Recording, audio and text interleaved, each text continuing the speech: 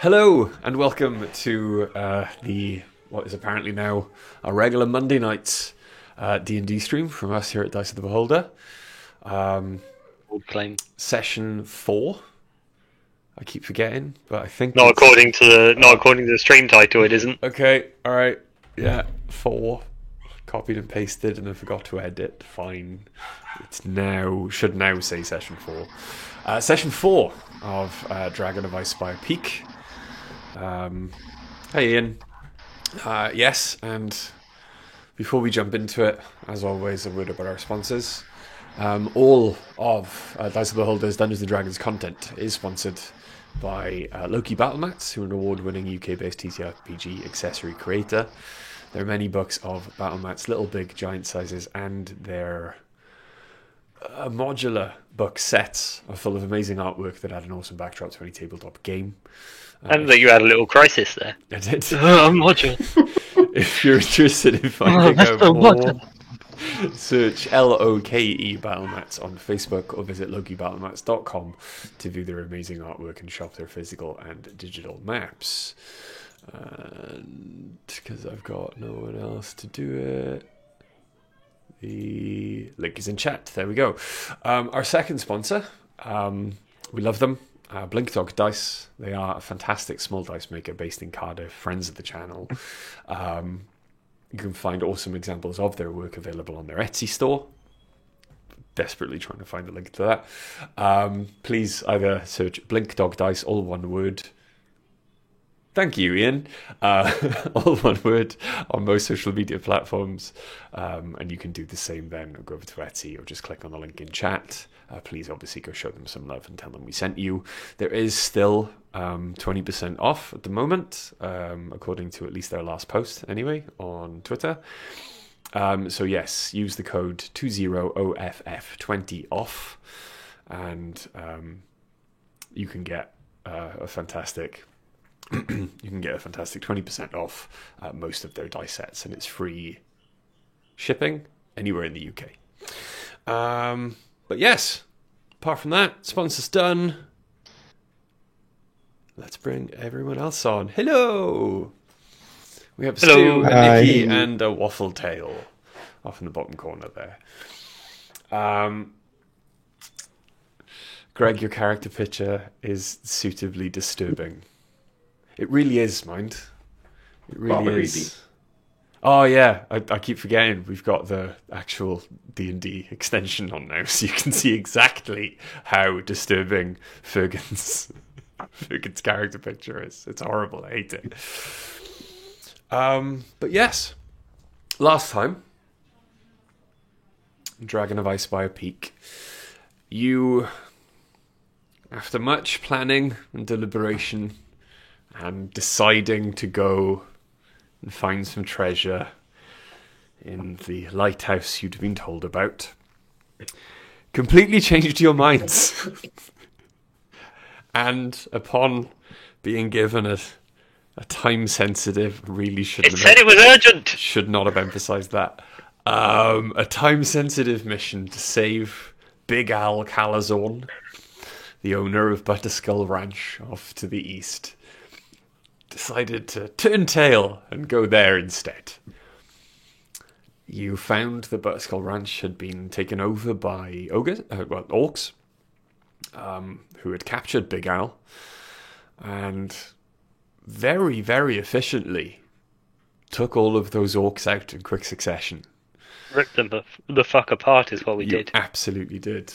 You freed Big Al and were given a beautiful suit of mithril chain for one of you at least to wear as payment, and with a message from him secured of his safety, you decided to spend the night and have a nice peaceful long rest at Big Al's leisure before making your way back the next day.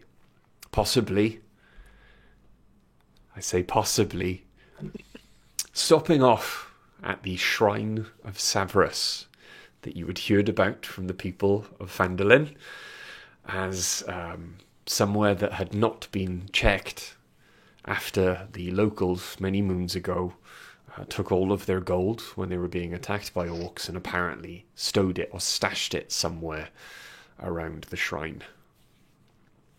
So, you wake up the next morning.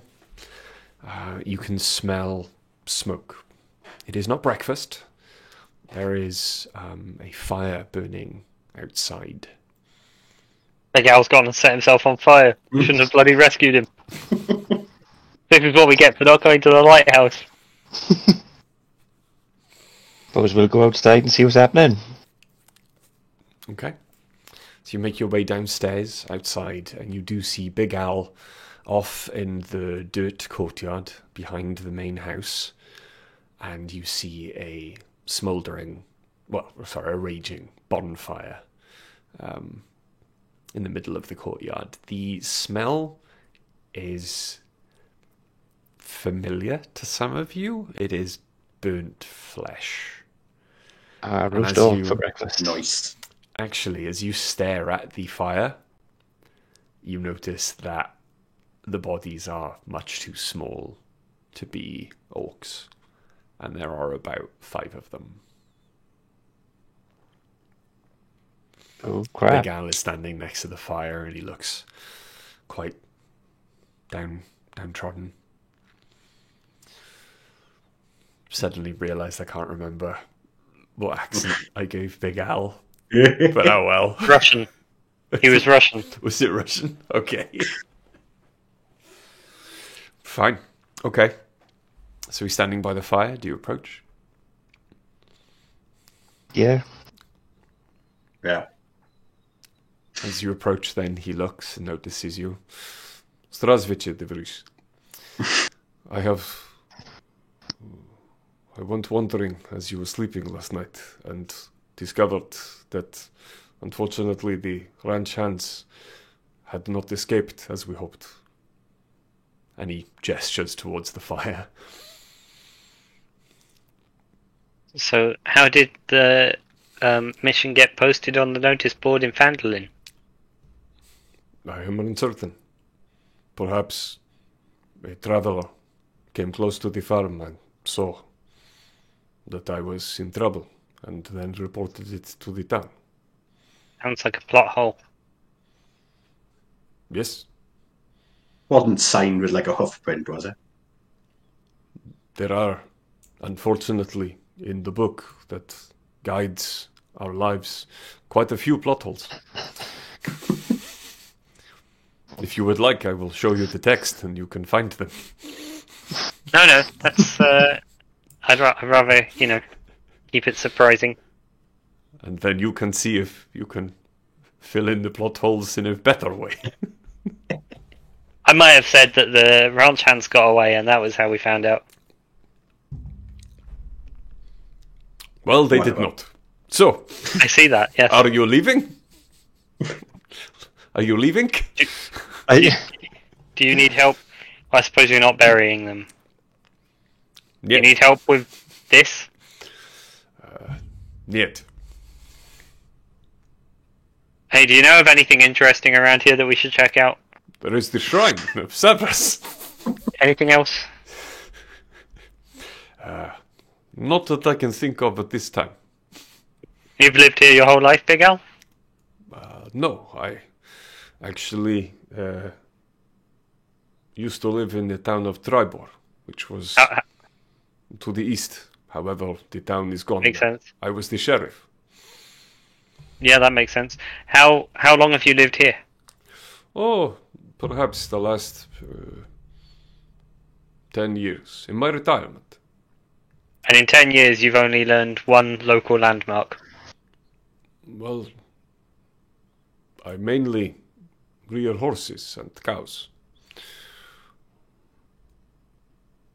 I was very interested in my work. Perhaps you You're could very interested in the horses' rears. perhaps you could venture out even further west to the old lighthouse. There are many shipwrecks there. Yes, perhaps we will. One of these days. Maybe we will visit the shrine. Thank you for your local knowledge. It's indispensable. If you are moving back to Phandalin, you would literally have to go out of your way to not go to the shrine. I think we can do that. Seems reasonable. Can't come up with any reasonable reason that we wouldn't go there. It's almost as if I could tell you many other interesting tales about places around here, but I'm not inclined to do so. Can't imagine why that would be. Neither can I.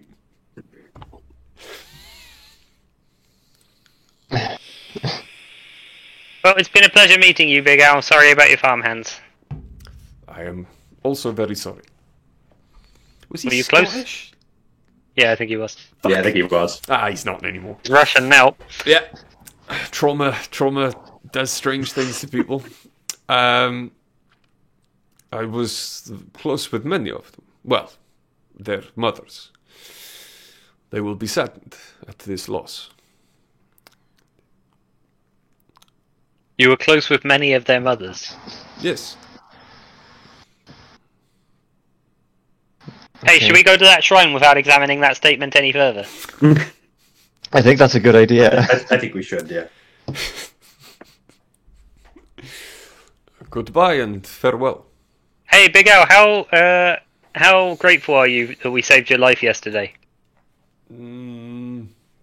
About as grateful as a priceless shirt of mithril. What about as grateful as a price-having shirt of mithril and also a horse? Because we've got 2 horses between the 3 of us at the moment, and it's undignified for me, the future mayor of Phandalin, to ride in what I believe is colloquially termed the bitch seat behind one of my 2 dads here.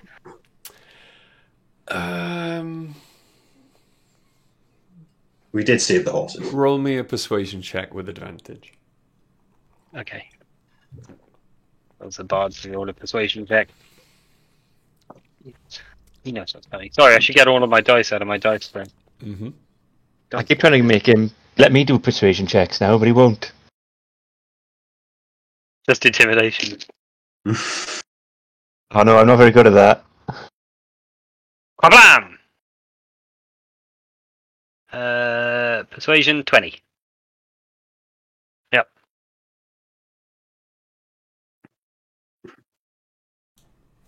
Okay. He deliberates for a moment, but in the end, a smile cracks his face and he nods to you.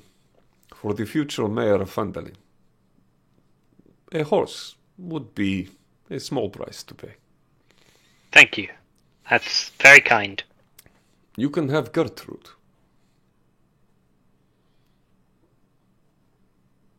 A proud and upright name for what I'm sure is some sort of prize-winning racehorse.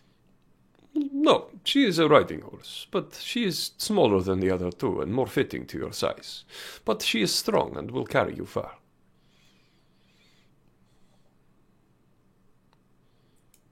Thank you, Big Al. Do not mention it. Fergan and the Ferganiers. Well, I'm glad to see that name taking hold. He clicks his tongue, and the horses wander over. And he takes the bridle of the smallest of the 3 and kind of guides it over to you. Your horses have made their way, because I remember last night you didn't actually go back and get them. So your horses have, made their way into town. We tied them We to tied the them up. We tied them up. fence post, yeah. Yeah. I Right told them to stay there. Yeah. They've made their way. They've pulled out of the fence post, not wanting as intelligent animals to be left in the wild. They've pulled themselves off the fence post and made their way towards the ranch. Greg, could you introduce me to Gertrude, please, and ask me if there's anything, and ask her if there's any other name she prefers to go by, or if she's happy to be referred to as Gertrude? Yeah, it's happening. Thank you. See you, Cass. Speak with animals. What What does a horse sound like, bro? What does a Russian guy's horse sound like? I don't fucking know. Doesn't have to be a Russian horse for now. It might have picked up a little bit of a Russian accent, though. You know, Cows moo in local dialect. They do maybe, moo in a local accent. They do, yeah. Which is the stupidest fact I've ever heard in my life. Okay, so what do you say to the cow? Oh, it's our horse. What do you say to the horse? This is your new master, Fergan. He wants to know what your name is. Bryce starts watching My Little Pony. Starts, Ian. So, it's awfully presumptive of you. I haven't already watched every single episode. Okay. And as you... Don't you name this thing Twilight Sparkle. I won't be happy. He wants you to name it Rainbow Dash. Exactly. I think she should be named Rarity. It's not that fucking quick. As you talk to the horse looks at you, looks to Fergan, looks back to you. I quite like Gertrude, actually. And the small one does not smell like master, but I will get used to him. Cool. I'll let Fergan know. Does she have any favourite treats? Do you have any favourite treats? Oats and sugar. Combined? Yes, of course. Sugared oats. We'll have to pick some up from the one of the stores in town. I think we should go there straight away and pick them up and bypass it. Yeah, I think that's very urgent. We should get back to town and pick up the You sugar. gotta get oats now. Actually, I have oats and sugar. It is a favorite treat of the horses. You can have some here. It will speed you on your way to the shrine.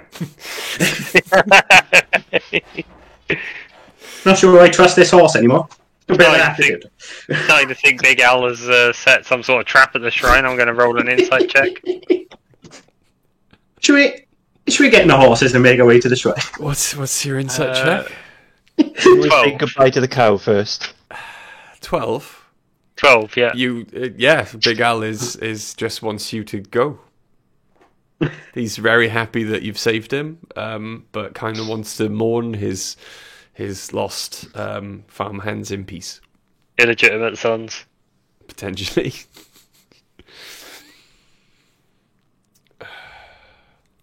I suppose we'll get on the horses and go to the shrine, is it, boys?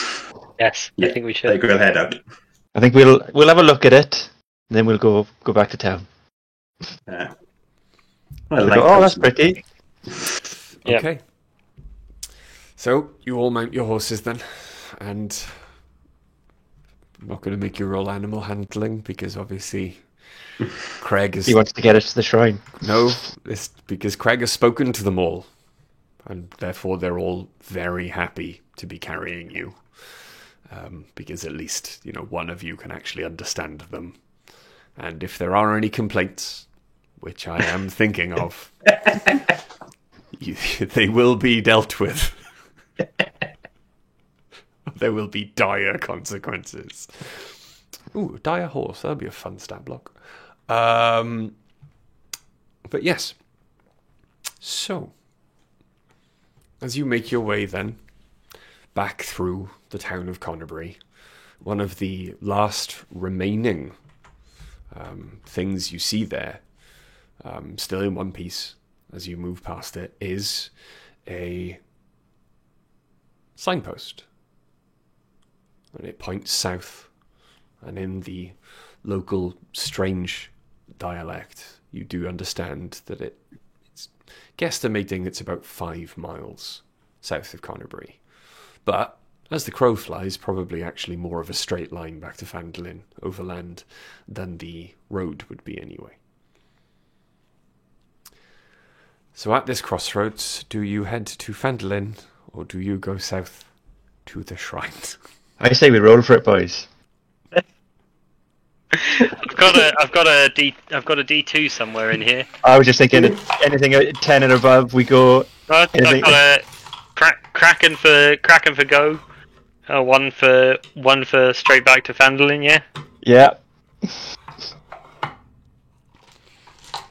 That's a 1. Back to Phandalin we go.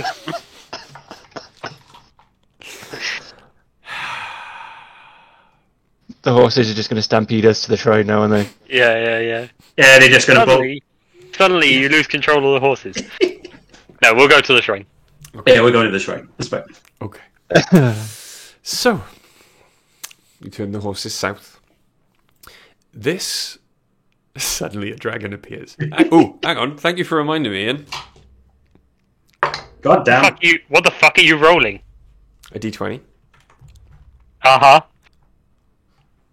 The adventure is called The Dragon of Icespire Peak. We're not at Icespire Peak. No, but there is a mechanic to work out where the dragon is at any given moment. Oh, fuck! Oh, Here we go. you killed us. End of campaign. I'm sorry. Right, I just rolled a... I'm playing my going there. That's what we agreed on. No, wait. I just rolled a 3, right? Uh-huh. So I just rolled a 3, and for the benefits of the stream, I need to do fucking brilliant. I'm just gonna hang on. Let's get that in. Just rolled a 3. So this is the dragon location table. And I'm going to pop this up in the middle of the stream. And if anyone can see what it says at the number 3 there. Oh, that's just... It just so happens to be the village that you're in. So, as you turn your horses south, I want everyone to roll me a perception check. God damn. 15. 16. Where the hell are my dice? Okay. Can't be that hard to spot a dragon, right?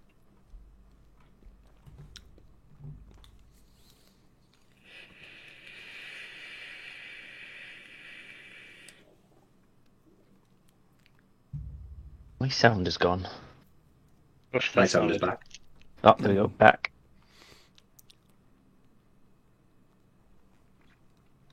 Look at that shitty Dingray. Oh, he couldn't be happier, could he? What if we get killed by a dragon? Going to blow the lighthouse. I know what I'll do. Lots of adventurers turn up at Phandalin.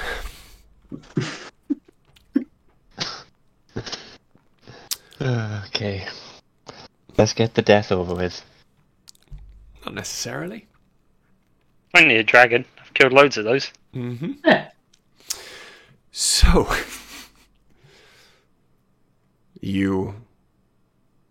what were your scores? Sorry, you didn't give me yours too. Oh, 7. 7. I ain't seen shit. Okay. So, all this shit I'm giving you about all the prep I did to make a battle map. And I've got to fucking change it anyway. So, You haven't got to. Maybe we won't fight the dragon. as you Maybe we'll see it and hide. turn your horses south towards the shrine, Fergan and Sidestep, you hear the beating of wings, which, as you travelled through this area previously, not hearing or seeing any wildlife, apart from a cow and 3 horses, immediately stands out as strange to you. You look up and around. Sidestep, unfortunately, you cannot see anything. Fergan, high above, in the middle of the day, it is strange. In the bright sun, that you would see maybe the silhouette of a bat high in the sky. But it does start to circle above you and get larger and larger. And you realize that the bat has a long tail and a long neck. And its dark silhouette starts to cover the sun. And you realize that it is white as the wing beats get louder and louder.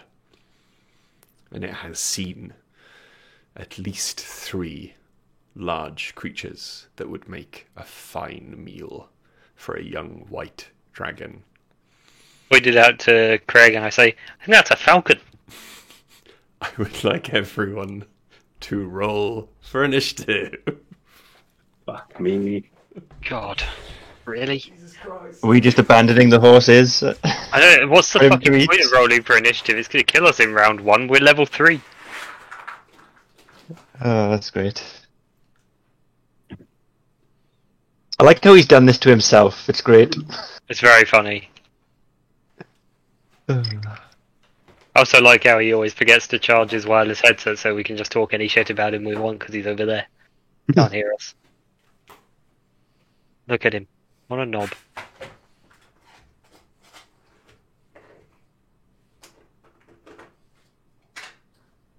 Also, in chat, thanks for that, Ian.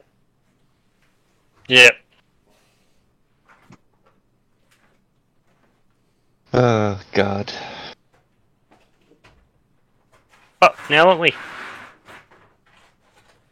Nice while it lasted. Is this revenge for the chaos we caused him on Sea of Thieves? I think it's revenge for the chaos we caused him in D&D.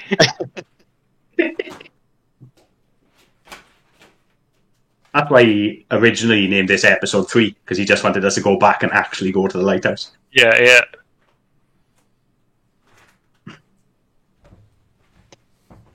You know what? If he gave us the opportunity now, I might take it.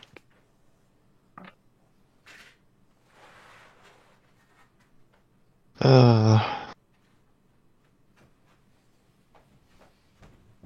know what I like most about this little game I'm playing now?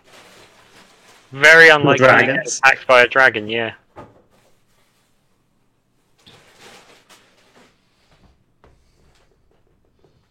He's looking for a big-ass dragon figurine now.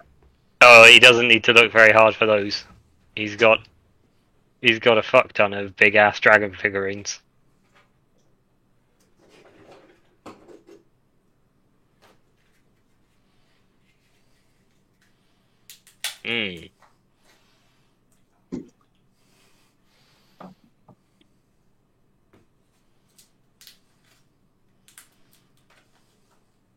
Should just speak with animals and tell it to piss off and hope for 20. I Dragons! There's a think piece there. dragons.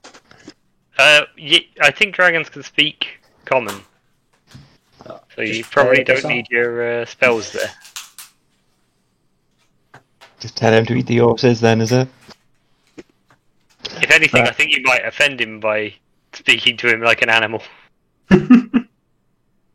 Well, we can offer them as a gift. Oh yeah, no, that's the offering in the horses isn't a bad idea. Although I have become quite attached to Gertrude. Yours actually is a name. I forgot to name mine. Yeah, and it's not just a name; it's also my grandmother's middle name.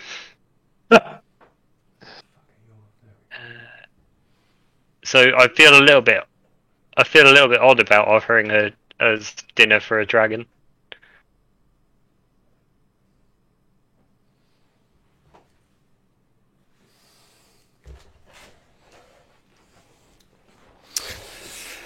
Okay.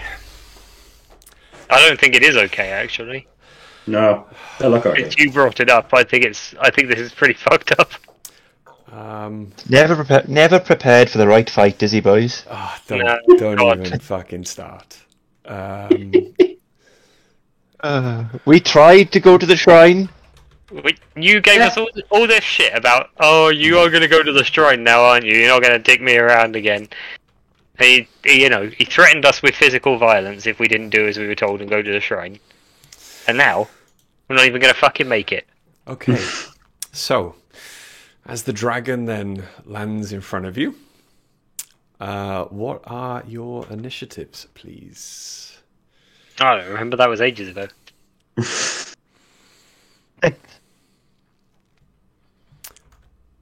Sorry, What are you saying, say again, Sidestep? 6. 6. Yeah. Okay. Fergan? 19. 19. Craig? 13. Okay. Okay, cool. Fergan, the dragon has landed in front of you. What would you like to do?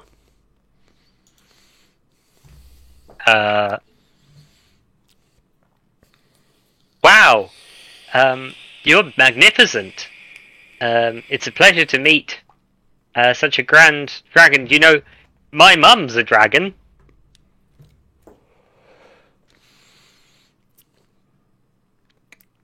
Are you trying to persuade it not to attack you? Yes, I'm engaging it in conversation.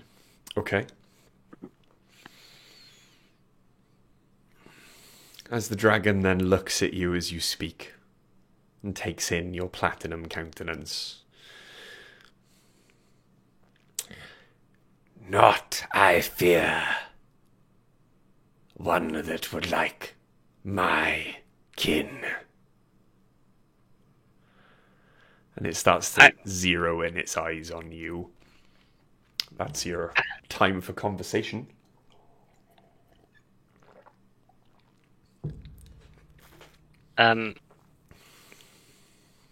Okay. That's over, is it? Do I have an action, or is that done? Because I had the goal to try and converse with something. No, you conversed with it, but would you like to give up your action in the hope that the conversation continues? I don't know, what kind of vibe am I getting from this dragon? Roll me an insight check. That is 18. Okay. It looks hungry, aggressive. You know enough about white dragons to know that they are probably the most bestial of all of the dragons. The most predatory. But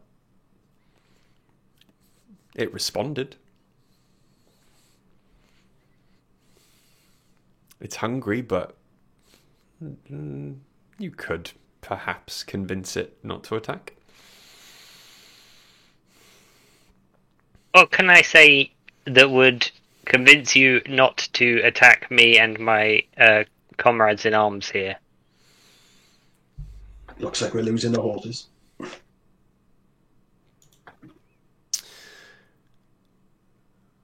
Food and payment. Shiny things.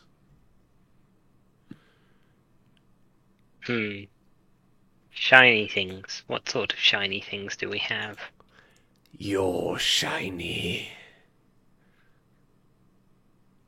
I am. What do you want a shiny little boy for?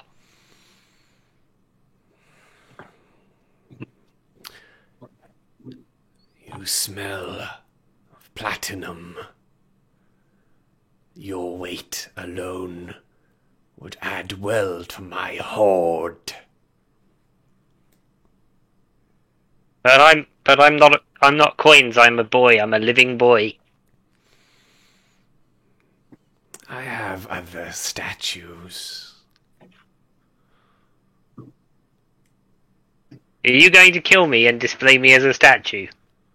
Because that's not a good platform for negotiations to begin from. What else do you have to negotiate with? Horses. We've got these 3 horses. They'd make a fine meal, even for such a magnificent and enormous Lord of the Skies such as yourself. A good start. And the shinies.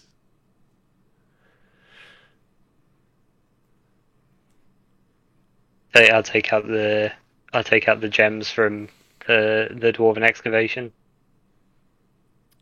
More. I have these. That's all the shinies I have, I'm afraid. Okay. So as he looks at you then, offering up these gems and the horses, roll me a persuasion check with disadvantage. Hey, Nicky, did we need that Mithril shirt? It's only +1, right? That's what I've been thinking. Got an 11 there. An 11? Mm-hmm. Okay.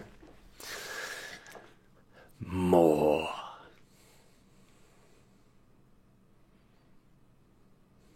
I am not being pleased.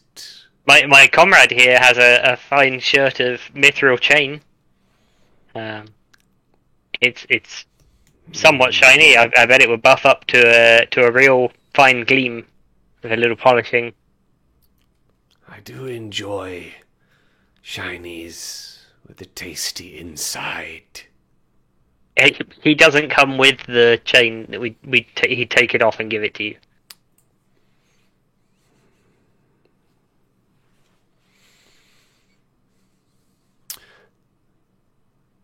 As he surveys all three of you then, I want everyone to roll a separate intimidation check. What? I'll take that. That is 22. Oh, nice. I rolled an 11. 15. Okay. Bloody good. They're all in double digits. That's pretty good. It is. Give me a second.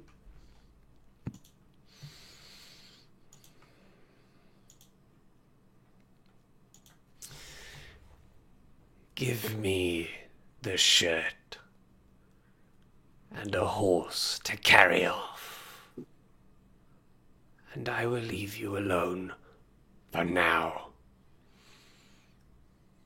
This is an exquisite deal. This is a wonderful deal. I think we're going to have to give up Gertrude, though, because I don't think she can carry two of us. Sidestep is right in this situation. Your horse doesn't even have a name. We should give him your horse. Surely if my horse can hold my weight, then Nicky can get on the back, right? Yeah.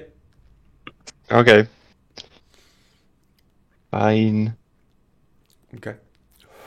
The horse is not impressed at this idea and starts to try and pull away from the dragon.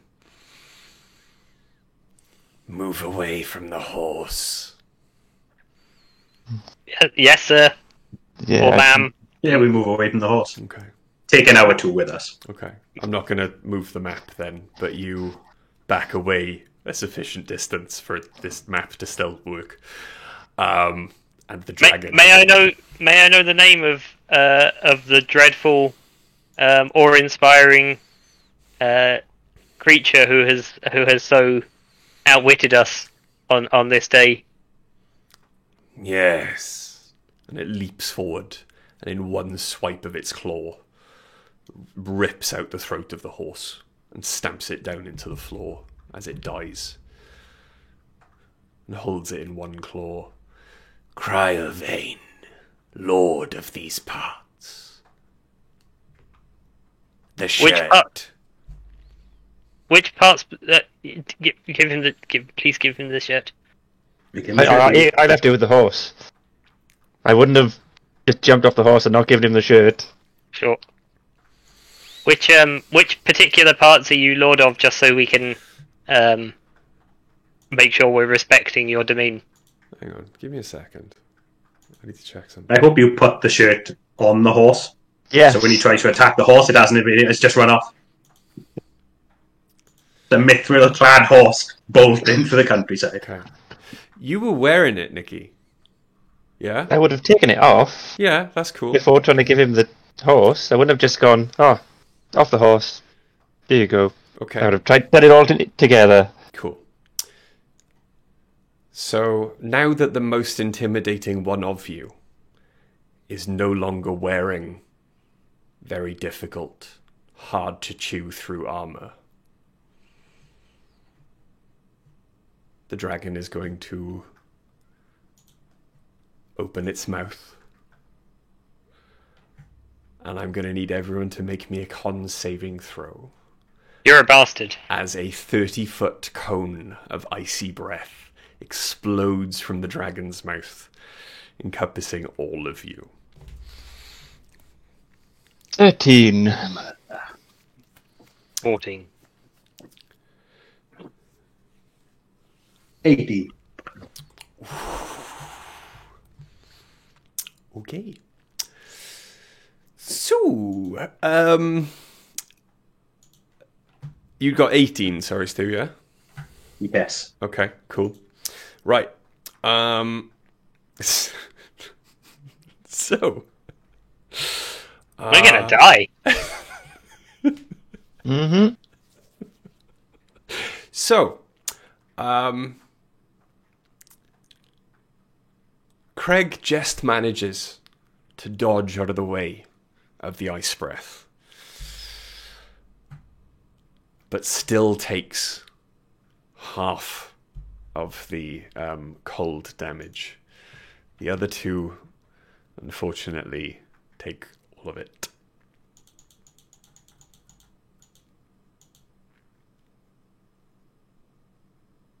Oof, fucking hell. Give me a second. I might have to do it on this because I don't have enough d8s. Jesus.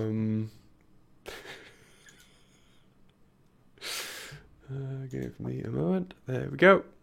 Okay, and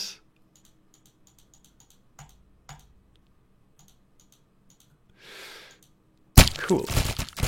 Ah, those blood dice make a fucking horrible noise when you roll them. Okay, so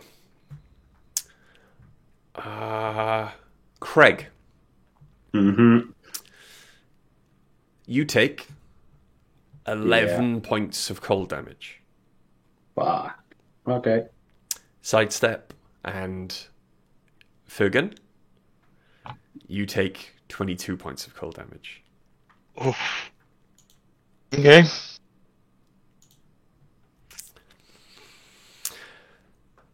And with that, sidestep. It's your go. Oh, okay.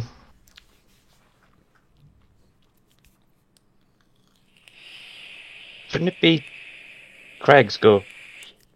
He had a higher roll than me. I know, but enough time had passed. I was counting like rounds, Oh, okay. waiting for the dragon to get his go, and then he. Well, I don't really want to attack this guy because he's just going to kill us. So,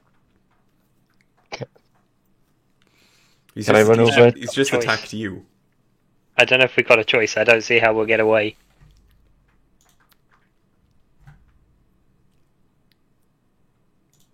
one second. Can I just check something on one of my abilities? Yeah.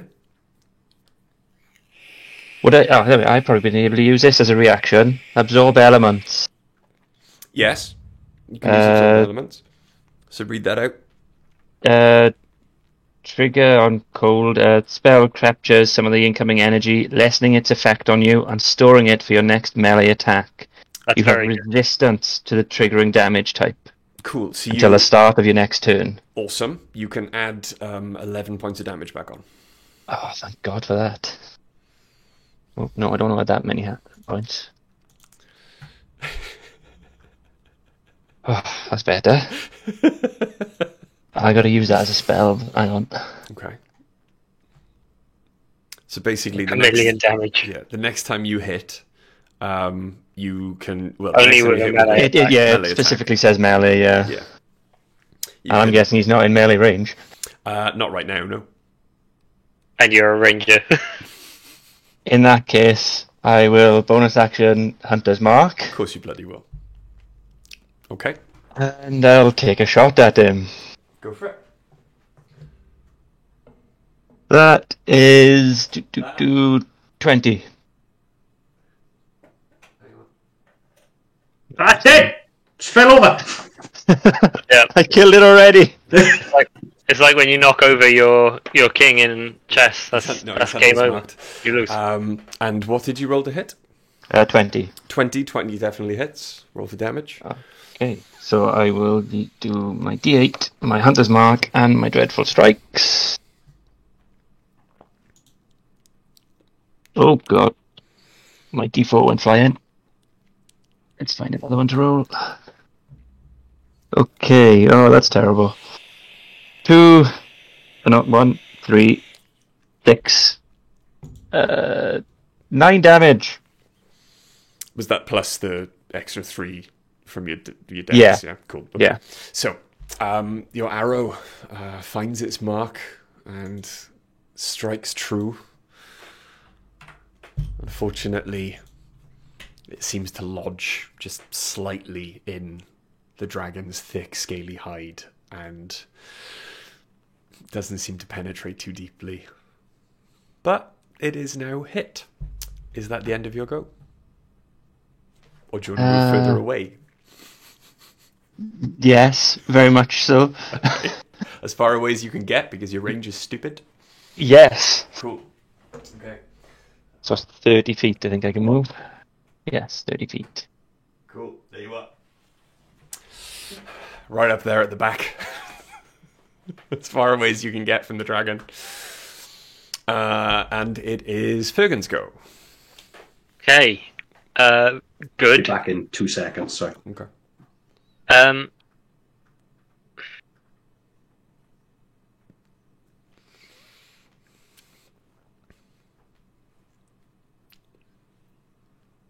Okay. Dun, dun, dun. Well, as I run past Craig, I'm going to cast Heroism on both Craig and myself. Okay. I'm casting it at a second level so that it can affect the two of us. Okay. So Craig will have 5 temporary hit points, and much more importantly, from my perspective, I will get have 5 temporary hit points Yeah. because I am on 1 hit point Okay. currently. The buildings Nice. around you are half standing, so the walls you can see will provide you with cover. Yeah, no, that's what I'm going to do. I'm going to run my full speed towards the camera Yeah. and fully take cover behind one of those, behind that building. Like there, yeah? No, my whole speed, 30 feet. Okay, so... There you go. Cool. The walls of this building are standing enough. It has no roof, but the walls are standing enough now that you cannot see the dragon. And then, yes, and then for my bonus action, I will play a little tune that goes in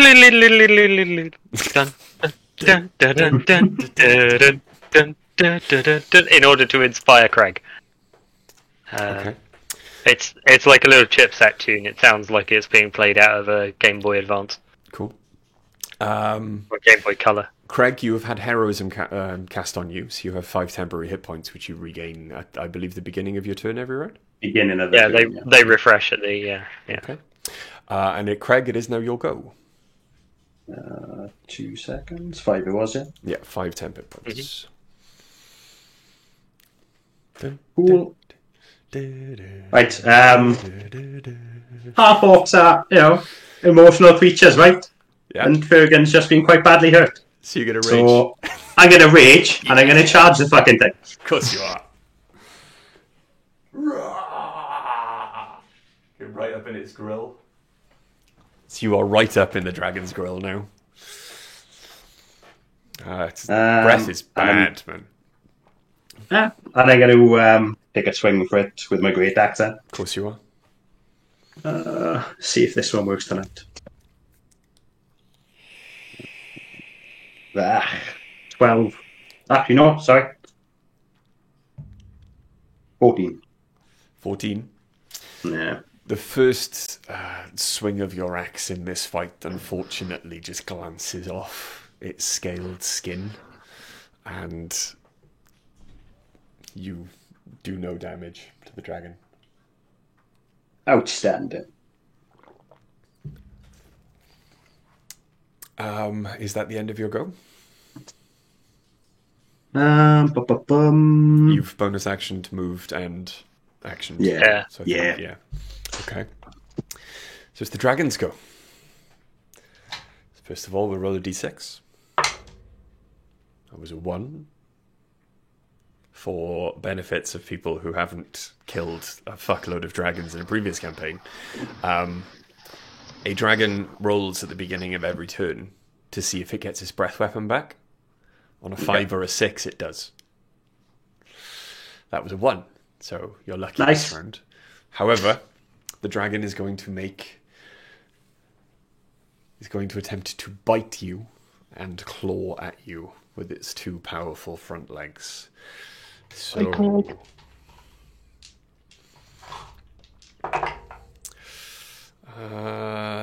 the bite, as its teeth sail towards you, is a 13.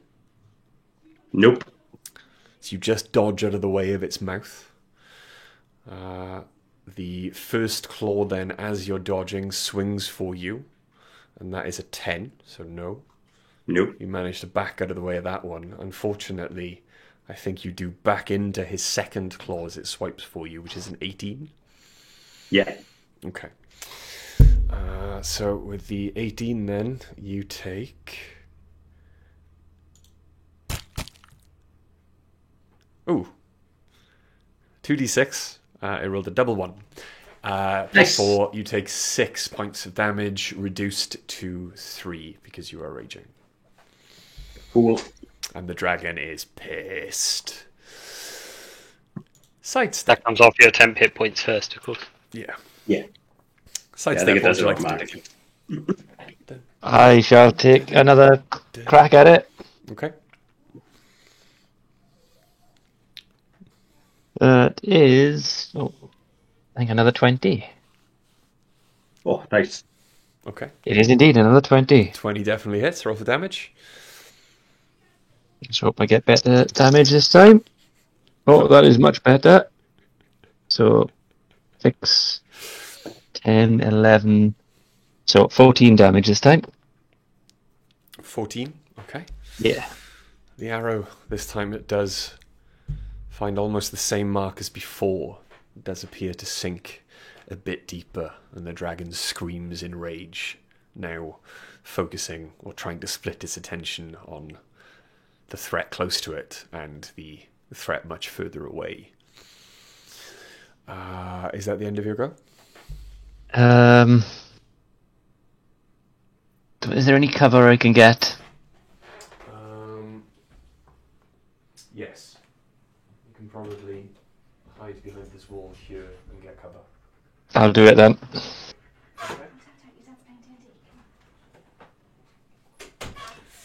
So you hide behind that There you wall go. there, and you are covered. And back to the top of the round, Fergan. Mm-hmm. What would you like to do? Well, I'd like to kill the dragon. Okay, So can I do that? you can try. Okay. Certainly I'm going try. to. I'm going to move up the wall so that I can peek out the corner and see it. Basically. This way? Yes, there. I want to be able to duck back into cover. You got enough And movement to do that. yeah, I would like to.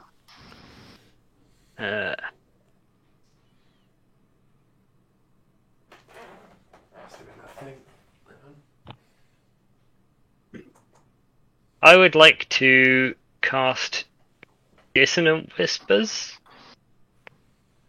Could you make a Wisdom saving throw for the dragon, please? He's not paying any attention. Yeah, no, I am. Wisdom save, yeah?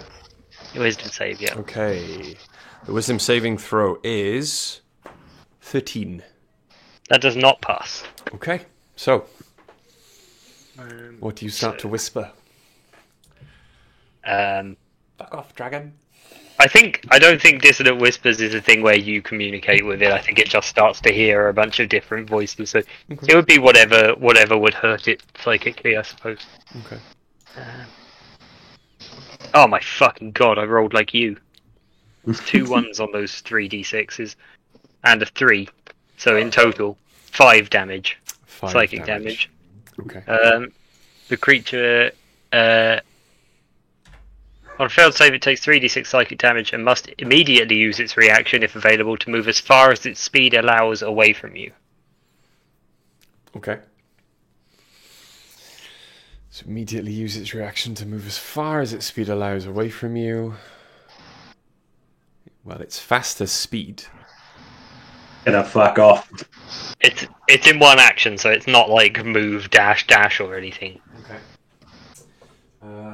Give me a moment.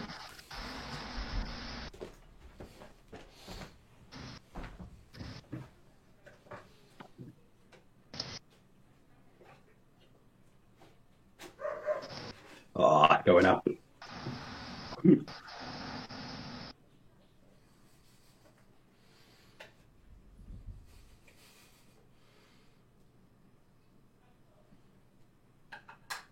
It was a very good move.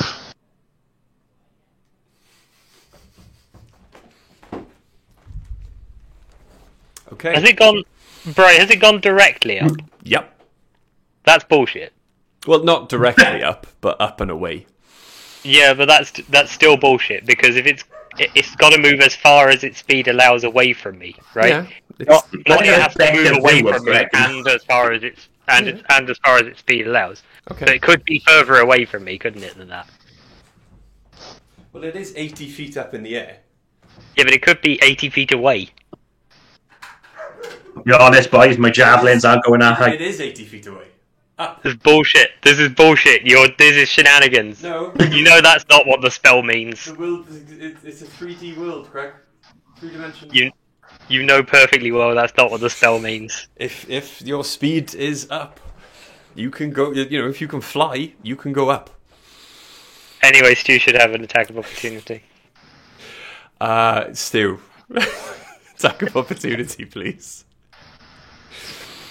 Am I rolling D20? I can't remember now. Yes, we're rolling a d20. Natural 20. Yay. Nice. Okay. And 1d12. That's 4, 8, 10. So 10, so 20 points of damage. Yeah. Well, no. What was the numbers on the dice? 4. So it'll be 8 plus 8 plus the 2 from the rage, isn't it? plus the 2 from the rage, but also then your strength or whatever it is. So if you still add whatever it says next to your weapon attack. Let's have a look. So it's 1d12 plus 4, yeah? But Yeah. if you're raging, you'd have 1d12 plus 6. So what did it say on the dice? Yeah, It said yeah. 4, yeah? 4, yeah. Cool. So it's 8 8. plus 6 is 14. Cool, so 14 points 14. of damage to the dragon. Okay. As it attempts to fly away from you, then you strike, cutting into one of its wings as it flares out in front of you. And it shakily makes its way up into the air to try and get away from this horrendous magical whispering that has started. Is that the end of your go, Fergan? Yep. Okay. Craig? This is interesting. I ain't gonna reach it. Maybe take cover. You have javelins, however it is 80 Yeah. feet in the air, Yeah, it's 80 feet in the air. so you'd have to roll with disadvantage. I agree with Fergan. Take cover. Let me shoot at it. It's in my range. Yeah, well, try and take cover behind Or you the building. actually, because you could use your. You can still do this after making an attack. You could use a frenzied attack to roll a flat roll. And you've still Reckless got- attack. Yeah. Reckless attack, yeah. And you've still got the inspiration dice. True. So, There we are. Then I'll try and throw a javelin at it. Okay. So 2d20. Yeah. Well, no, actually, because if you're using a reckless attack, Yeah, I'm gonna go reckless. it cancels out the disadvantage to 1d20.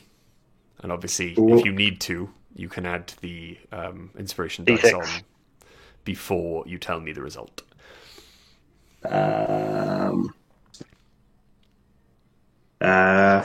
15. Is that with the d6? No, that's on its own. That's a straight roll of it. Okay. And the javelin, well, I'll go +6. So you Oh, rolled right. a 50. Okay. All right. Okay. Yeah, rolled a 15, so yeah, 21. Yeah. You launch the javelin straight up in the air above you, and the dragon does look like it might dodge out of the way, but because of its now slightly gammy wing, because of your axe strike, it does lower itself into the javelin, and it does strike true. It's going to be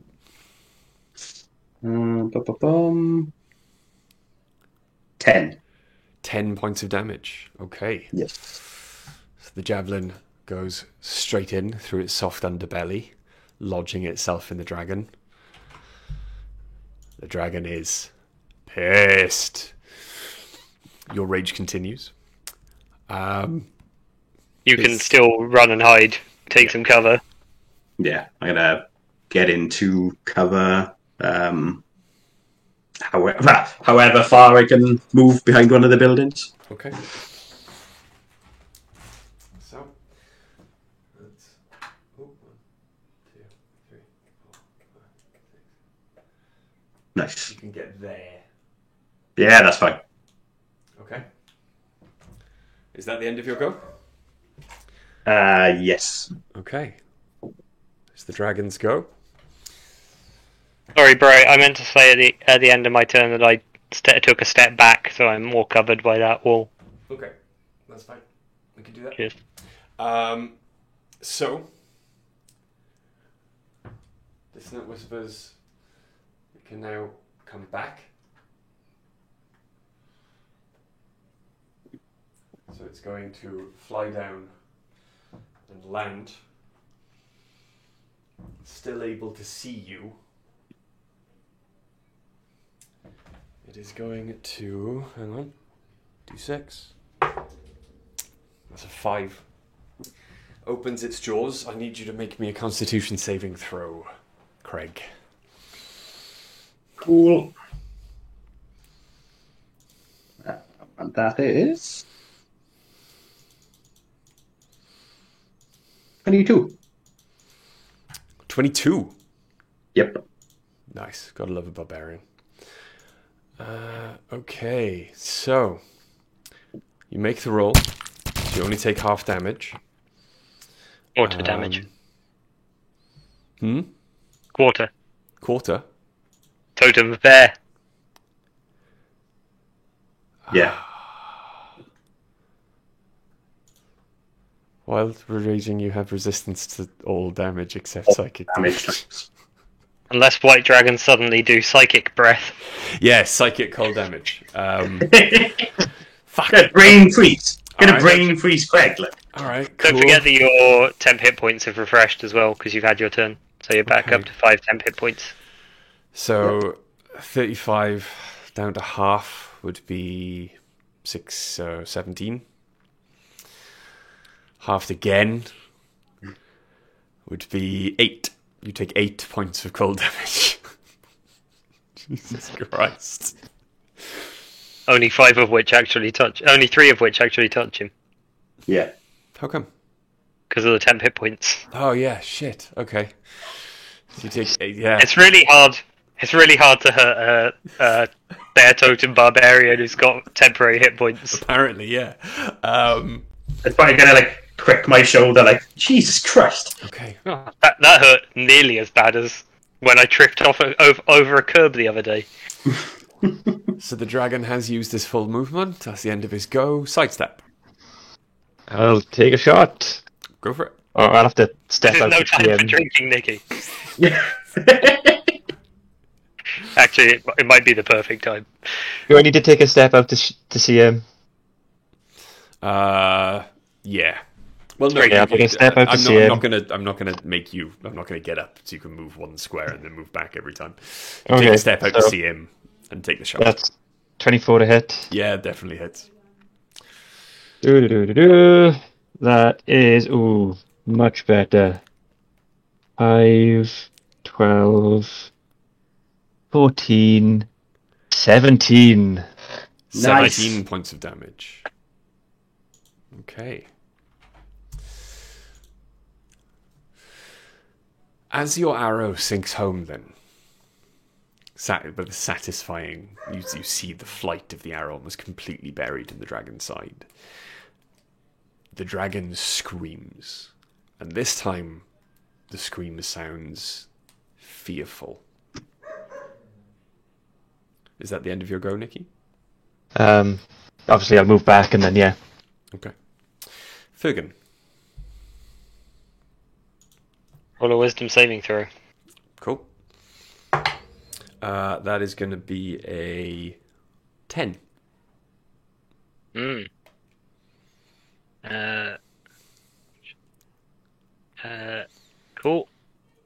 That doesn't save. You're going to be surprised to hear. Mm-hmm.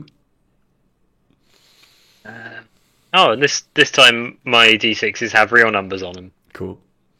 So that he is going to take 13 psychic damage, Yeah. and he has to use his reaction to move as far as his speed allows away from me. Cool. Okay. It's going to be a fun thing to try and show on a map.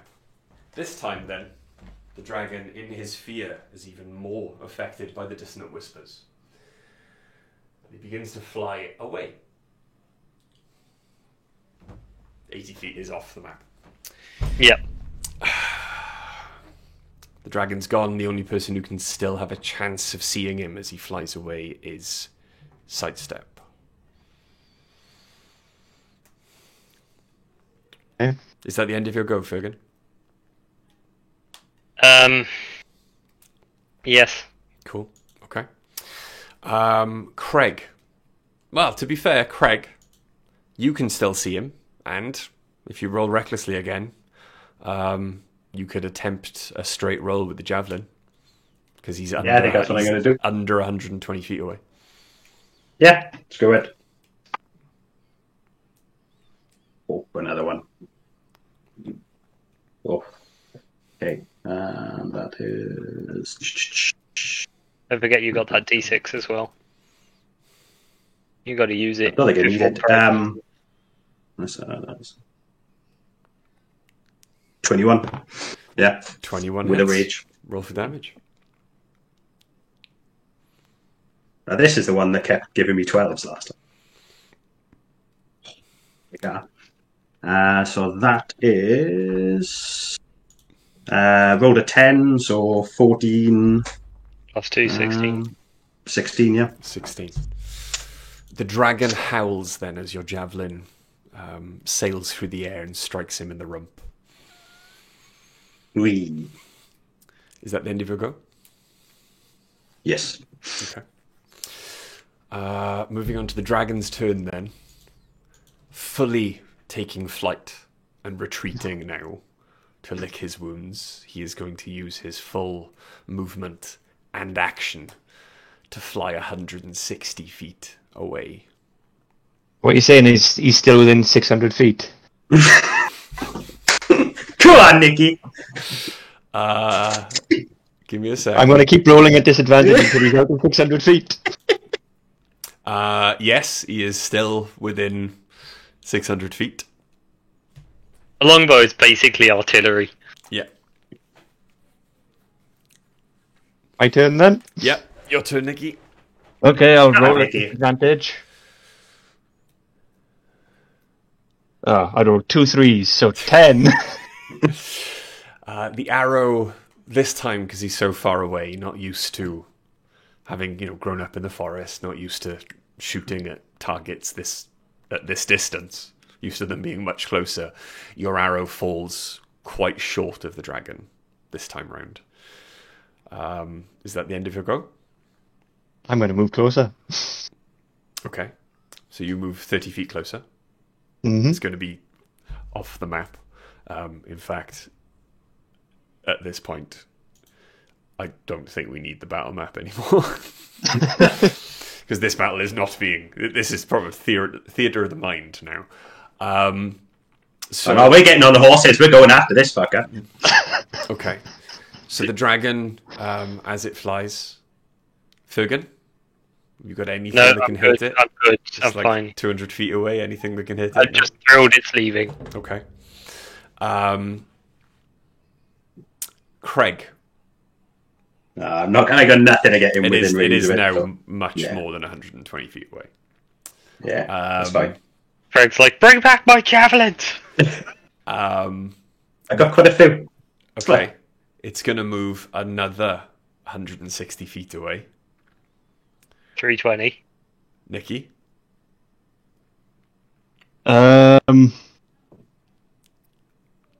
That is 13. Unfortunately, this arrow, while it does seem to almost catch up with him, falls just short. Starts to lose its power just as it gets to him. And falls Sorry, towards should have the said- floor. Should have said 290 because obviously sidestep moved 30 as well. And I'll move another 30. Okay. Fergan? I'm fine. Cool. Craig? I'm gonna just move over to Fergan and make sure he's okay. Your rage He's has not. now ended. Yeah. Nikki? Well, sorry, the dragon moves another 160 feet away. Oh, I'm hitting this time. That is a 420. 21. A 21 with disadvantage. Yes. Okay. Roll for damage. Go on, Nikki. Oh, so that is 8, 9, 10, 13. 13 points of damage, okay. And the dragon is now looking messed up. I'm moving another 30 feet. Okay. 390. Fergan? Nothing. Craig? Nick. Nothing. I'm gonna scream. I'm gonna scream at Nikki from a distance. Go, kick his ass! The dragon moves another 160 feet away. 550. I would, yes. I'm hitting again. 22. Okay. Roll for damage. That is, not very good. 2, 3, 4, 7 damage. And 30 feet. Cool. I don't think I'm going to be within range this time, though, am I? Oh, 520. Fergan, Craig. The dragon moves another 160 feet. I'm away. brewing tea. Okay. The dragon moves another 160 feet away. It is now He's out of Nikki, range. unfortunately, Even if I move 30, he's out of range, isn't he? out of range of your longbow. That was fun. I'm trying to tell the horses that are still alive, look, here's the only option we had. One day, in the near future, I may actually tell you how many hit points that dragon had left. I had him fucking close, didn't I? But today is not that day. So, Ooh. sidestep, you eventually come back to your heavily wounded young ward. Is my mithril shirt still there? Your He mithril didn't shirt, take the horse. your He mithril had shirt, the- and the dead horse is still there. Yeah. I'm going to grab my mithril shirt on my way back to them. You know something annoyingly I've just realised? I got a nat 20 on an attack earlier, and I should have done my savage attacks and rolled another attack die and added it on. Good. Shit. Also, if you'd used that inspiration die, you could have added it to damage as well. Ah, well. Doesn't matter. Next time we see him, he's Oh, look at that face. If you'd done that, he'd be dead. Look at it. Look at that face. Very possible. Didn't say anything. It's impossible to know. We'll never know. We will know. We do. Well, that dragon's not fucking with us if he comes fucking flying past again. Are there any, Bri, on the ground where we were fighting him? Are there any like shed scales or anything like that we can find and bring back as proof of our exploits here? Yeah. Well, the dragon I churned think up of the the mithril shirt still there. The dragon Yeah, churned I up picked the it up. floor a little bit. Hmm. Roll me an investigation check. I will. I'm going to put my mithril shirt back on. Is anyone helping me with this investigation? Well, no, I'm putting my mithril shirt back on. You? Yeah. 2 seconds. Okay, that's a 15. 15. Yeah. That's a natural one. Okay. Oh, I just took advantage Yeah. for don't worry. the help. As you look around then, and start picking through the earth that the dragon clawed at, as it was attempting to claw Craig, you do find a few shed scales. They're not huge. They fit, each one fits easily in the palm of your hand. But they are the bright, stark, almost impossible white of a dragon. And the scales are, as you tap them, they feel like porcelain, but you get the impression that they would be much harder to break than a cup. Yeah. How many do I find? You find 5. 5 white dragon scales. And what variety of white dragon was he? Like what age of dragon? Roll me a... You can have nature or arcana on that one. Because dragons are Those are magical the same creatures. number. A natural 20 for a 22. Nice. Okay. Based then on extensive reading, being obviously a child of Bahamut, based on the extensive reading you did in your father's library as he was off on his adventures, you get the impression that due to the length of the snout, the small number of large spines at the end of its tail, the curve of its horn, it's probably a young white dragon, not quite yet into adulthood, but still much larger than its wormling, the earlier form they take. Yeah. And what did the dragon say his name was? Cryovane. Cryovane. Mm-hmm. Okay. Cryo vein. I mean, there's lots of ways you can spell vein, but carry on. Vain. Oh, that's not how I spelled it. I spelled it like weather vane. So, as you brew your tea, Yes, Is I there any- think would you like to take a short rest? I'd love to take a short rest. Thank you Yes. for the offer. Yeah. I'll also be playing my Song of Rest. I have 1 hit point. That Dragon cold breath. that dragon breath came within 1 hit point of knocking me dead. I was down to 3 until I remembered my absorb elements. Yeah. And I'm alright, I don't yeah. think I'm with the most healery party in the world, so Yeah. You are the healer. I know. I can heal. I just didn't want to use the spell slot. That's fair, under the circumstances. I was holding it for another absorb elements. So, that's smart. Okay, so let's do a short rest. Oh, I can track this guy for up to an hour That's if you not. want. I don't want. Okay. It's fine. It's fine. Well, You'll come again. Your hunter's mark isn't just tracking. You can tell what direction the dragon is flying in for the next hour. You Yeah, almost that's have good like a news kind of because sixth you can sense. warn us if he. You can warn us if he comes back around towards us. It's like if you turned your mind to the dragon, you'd feel yourself kind of looking off into the distance, knowing that where your eyes settled was the direction the dragon had travelled. Cool. Because I'm doing Song of Rest, guys, any healing you roll for the short rest, you can roll one extra d6. So short rests, as we said before, to remind you, if you want to or need to, you can use any number of your hit dice to roll your hit points back up if you want. It's up to you. Okay. Oh, I'm back to full, but I've used all of my hit dice, which means I won't have all of them tomorrow. Oh, that's amazing. You said we could add a D6, you said, was it? Yeah, another d6 on top of whatever you roll.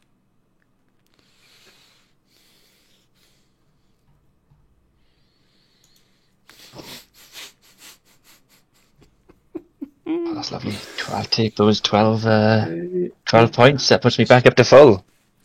As your full short rest ends, then it takes the full, hour instead of 45 minutes. You do, Nikki, feel that miles and miles to the south of you, and as you look off to the horizon, you can see over the hills the tall peaks of the Sword Mountains. You feel, just as the hunter's mark wears off, there is you're looking at the highest peak, probably, of the Sword Mountains, and that is the direction the dragon flew in. Cool. Nice. And before you decide what you're going to do on the next leg of your adventure, Definitely not going to any goddamn shrine, I'll tell you that for nothing. we're going to take No, we should go to the shrine now. He's got to change the map again. We're going to take a quick break for refreshments and hydration, and to calm down after I almost killed everyone like a dragon. Thank you for reminding me, Ian, that I have to roll at the beginning of every session to work out where the dragon is. But yes. Yeah, thanks, Ian. Yeah. We gave as good as we got. Thanks, buddy. But yeah, please stick around for part 2 of session 4 of Dragon of Ice by Peak, where I maybe attempt to kill them all again. Yeah, so we'll be right back. See you in 10.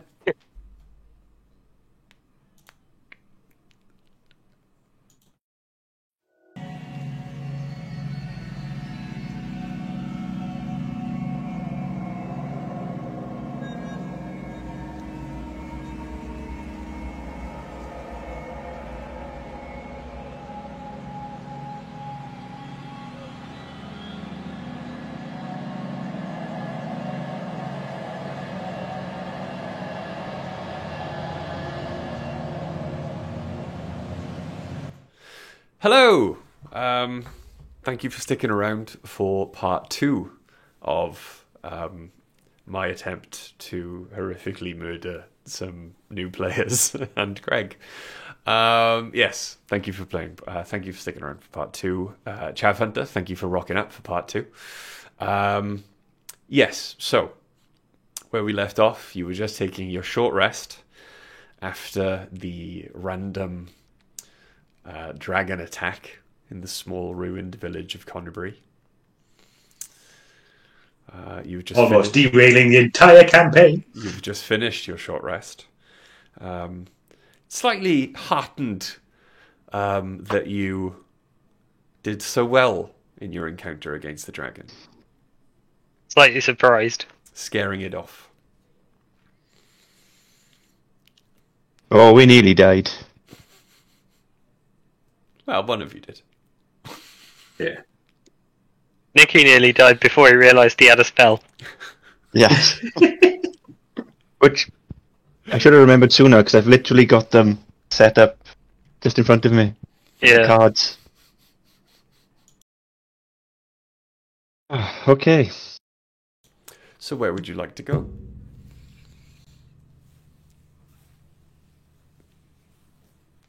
Where do we want to go, lads? Well, I suppose we carry on to the shrine. Yep. We carry on until it's in sight, and then take a long Yes. rest. Or we could carry on and approach it carefully and see if it's something we need to rest before approaching, I suppose.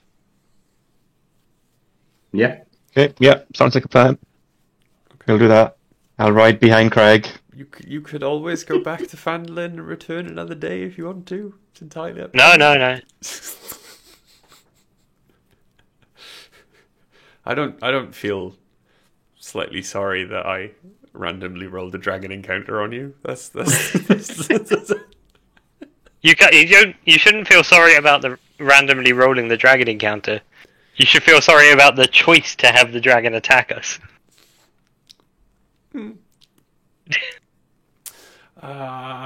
So you once again get on your 2 remaining horses after a few soothing words from Craig in their own language, and make your way south.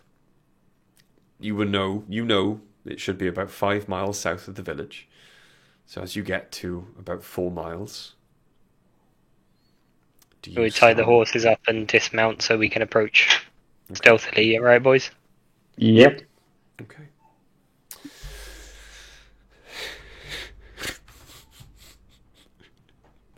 I don't know why I'm still laughing. I'm sorry. Okay.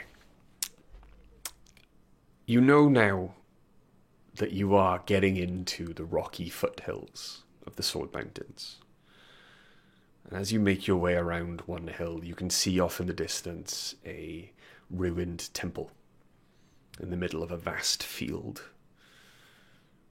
It is quite an old stone temple with a belfry jutting from its peaked roofs, and it is enclosed then by stone walls, many sections of which have almost completely collapsed. You can see a trail winding through the hills towards it, ending in the distance at a crumbling gatehouse, the doors to which you cannot see, probably destroyed or taken away a long time ago. 3 of the 4 towers you can see once stood at the corners of the outer walls have collapsed. Only the northeast tower, the one closest to the direction you've approached from, remains.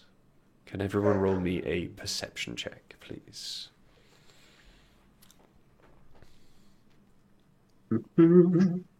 Apparently not.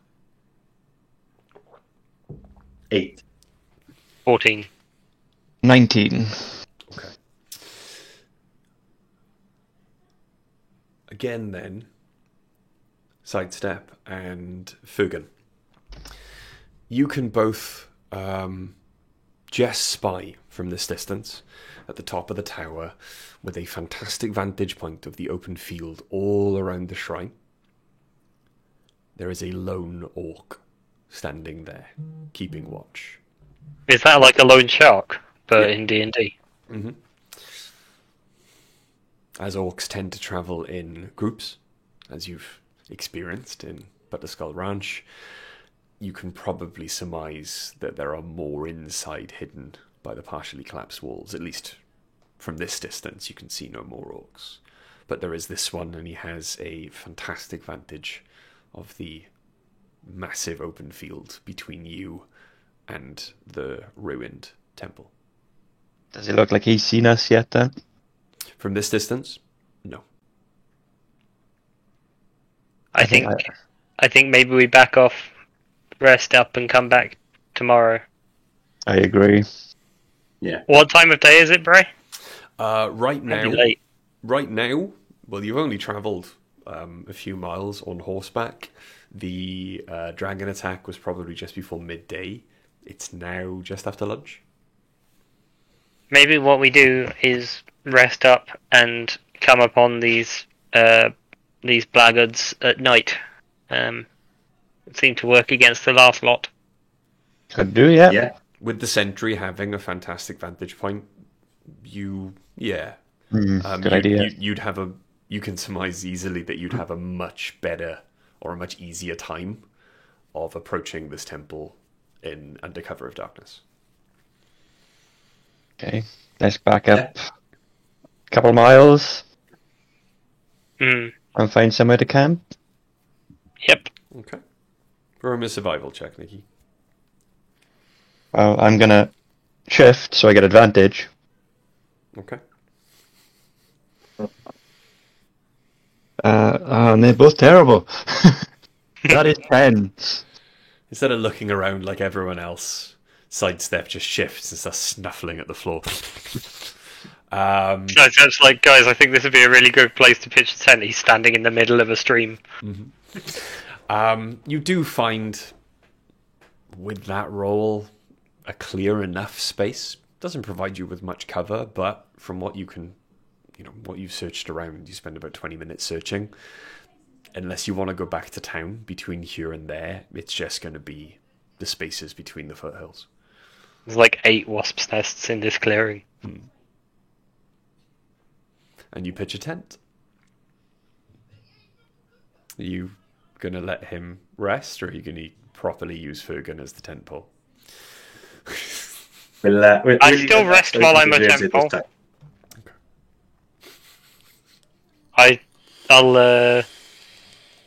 I'll just sit sort of like at the front of the tent, so I'm still watching out. Because again, Sentry's Rest, I can see and hear and stuff. No problem. Cool. Alright. Just gonna. Okay. No, you don't need to roll anything. We don't like when you roll things. You rolled something once today. Mm-hmm. Hey, Bryce, surely fighting a dragon must have been a real milestone in our journey. I think it was. I think nearly killing the dragon should have been a milestone in the journey. Yeah. Making it run away from us. The operative word in that statement, mate, is nearly. Yeah, but you don't do combat XP, so it doesn't actually matter whether you kill things or not. I'm going by the rules. I'm going by the rules of the source book. I'm sorry. You're the DM. You are higher authority than the source My book. hands are tied. Look at the invisible. No, they're not. Ropes. Look at the invisible ropes.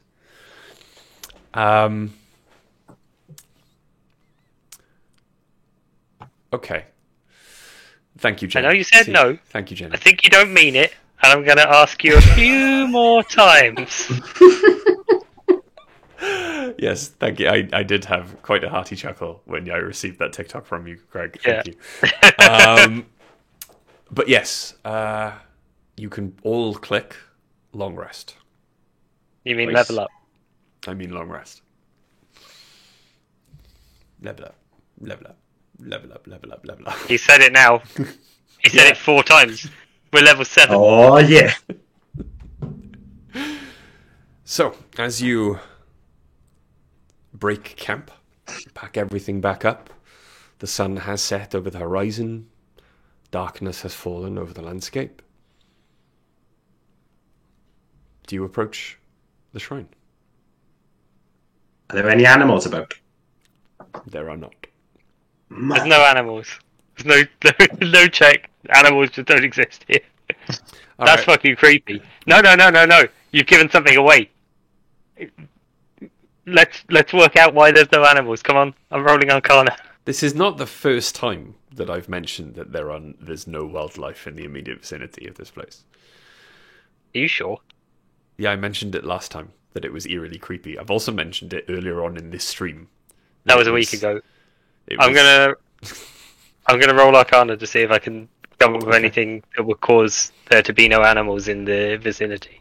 Okay. That's 20. Okay.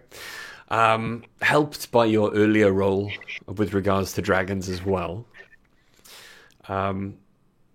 It is commonplace in a dragon's hunting ground to find that most of the local wildlife, in fear of being hunted and eaten by the dragon, has buggered off to safer areas.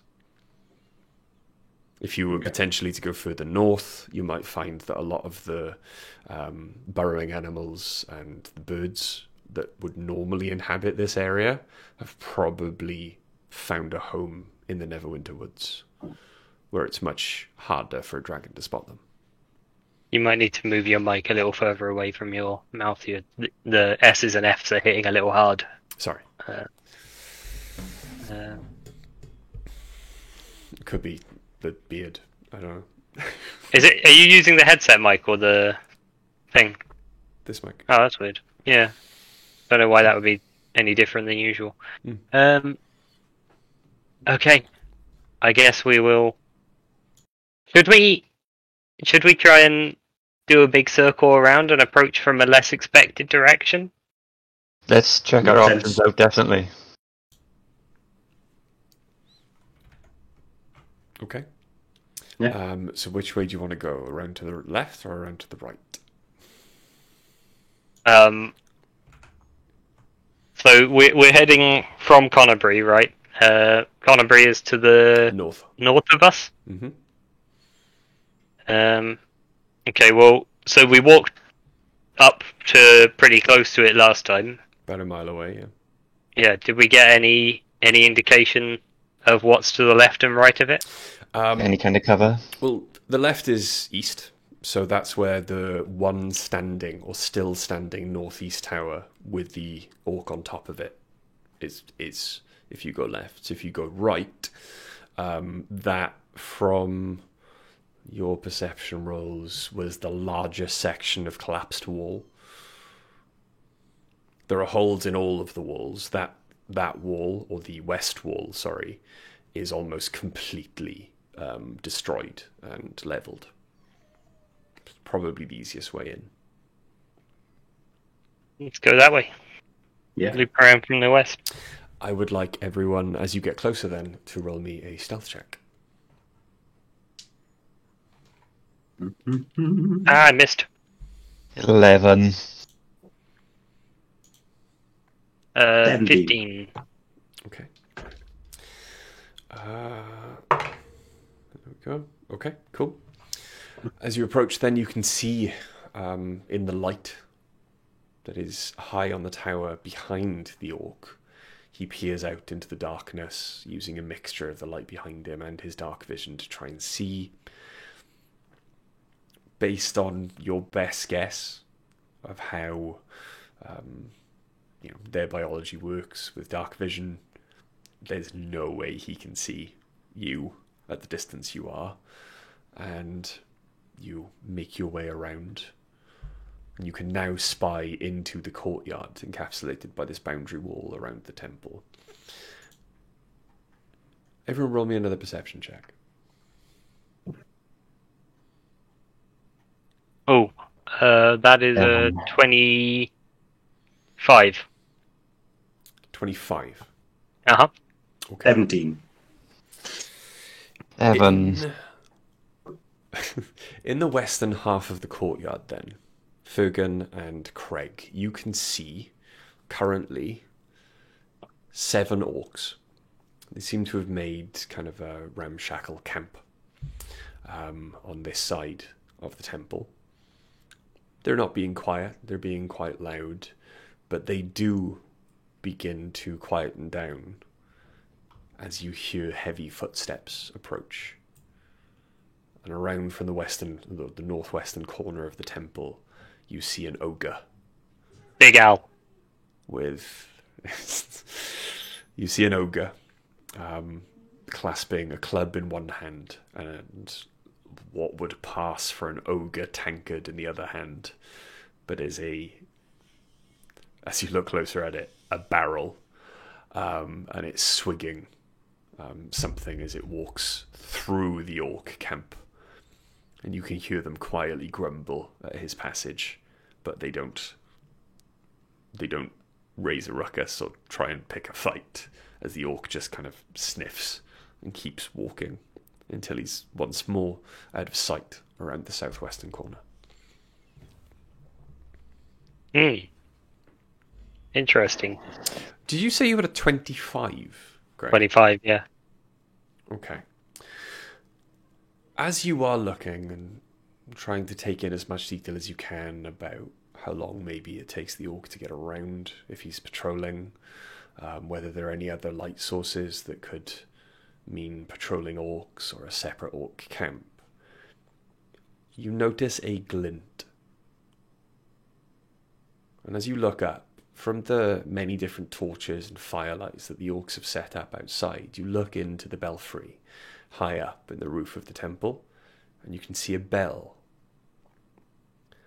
And unless you are very much mistaken, as you've seen a lot of this pass through your father's hands after his adventuring days, unless you're very much mistaken, that bell is solid gold.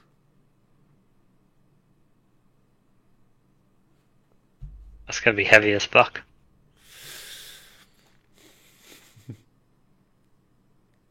Everyone roll me a religion check. Wear it as a hat. Oh my god, what has happened to my rolls? Religion. 5. 15.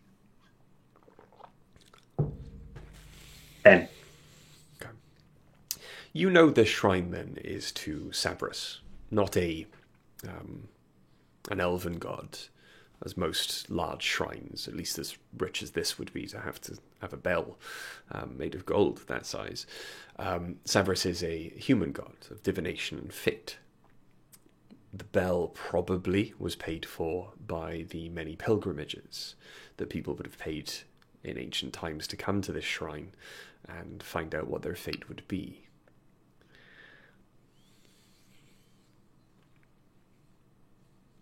What would you like to do?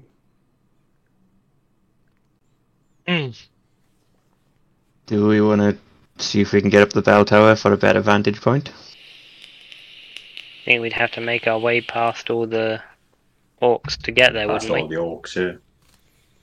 I'm wondering if...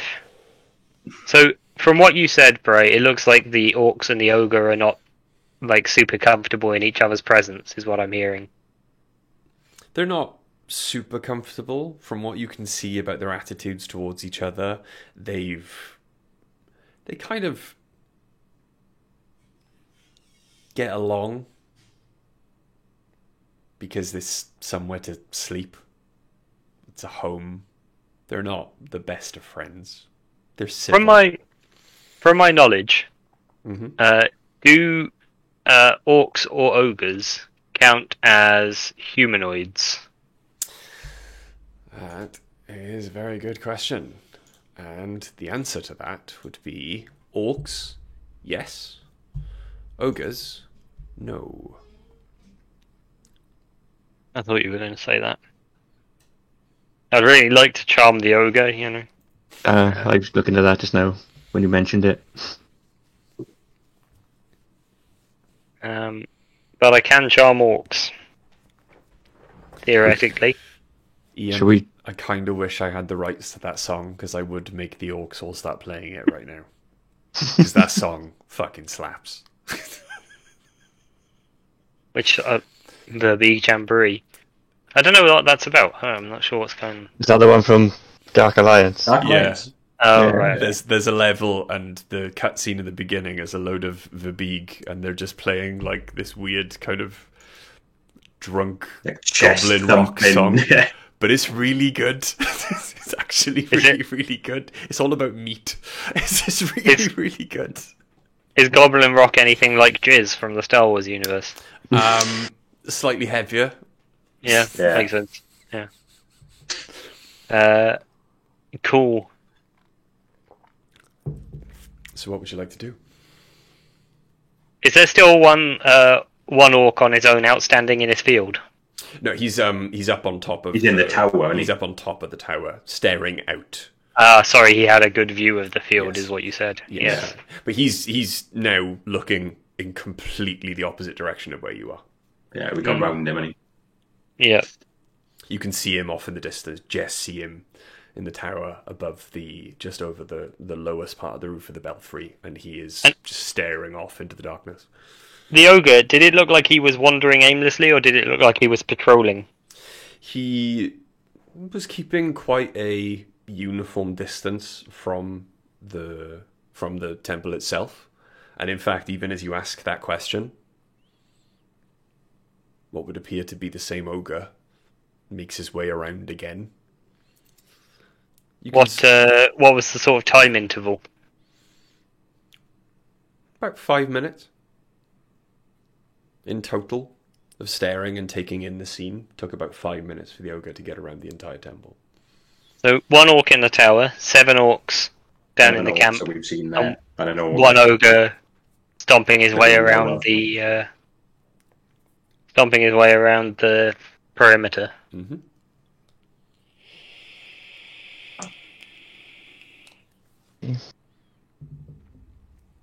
Well, if we waited, Makes sense to go for the one in the tower if he's on his own. He's looking the other direction.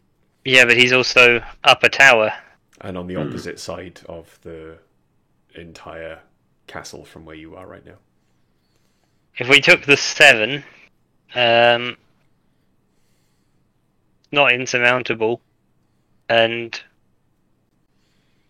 if we waited 2.5 minutes after that ogre passes, that's going to be when he's furthest away. And maybe we can deal with them and get back into the trees before he comes lumbering back around. Do any of the orcs have ranged weapons, does it look like? With your perception check, as you're looking around, from what you can tell, it's very much the same as the orc weapons you found in Butterskull Ranch. None of them have bows or crossbows, but you can see like stacks of javelins that have been jabbed into the ground near their camp. So if they were to need to attack from range, they'd probably have a weapon to hand. And is there any kind of choke point where we can, prevent too many from coming through at us at a time?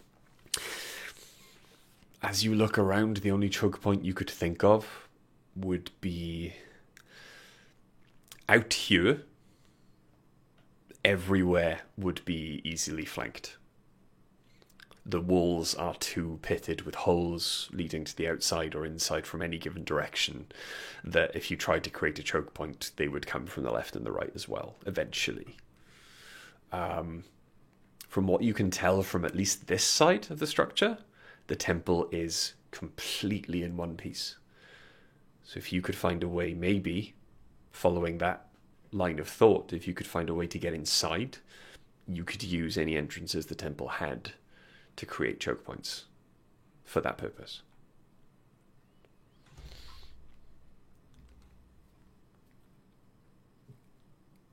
But I'm guessing they're quite close to the entrance. They are close to what you would assume would be the front entrance, which is the entrance on the end of the temple, facing what you would consider to be the gatehouse of this encampment. With your religion, moving around them. Yeah. With your religion check from earlier, most of these temples don't only have the one entrance. And maybe we keep circling around looking for a rear entrance. As you're looking around it, in fact, there are many windows, and the grates of the belfry, which is slightly... You look up at the belfry and it is like hexagonal, a structure on top of the roof. And as you look at it, what should be like window holes filled with like wooden shutters to keep out the elements, most of those wooden shutters are gone. Okay. Should we circle around a bit, see if we can find another entrance? Or yes. Okay. Yeah. Roll me a stealth check then as you enter into the courtyard. Nice. Back in the goddamn train. yes, better. 18. 20. 13. Okay. Okay.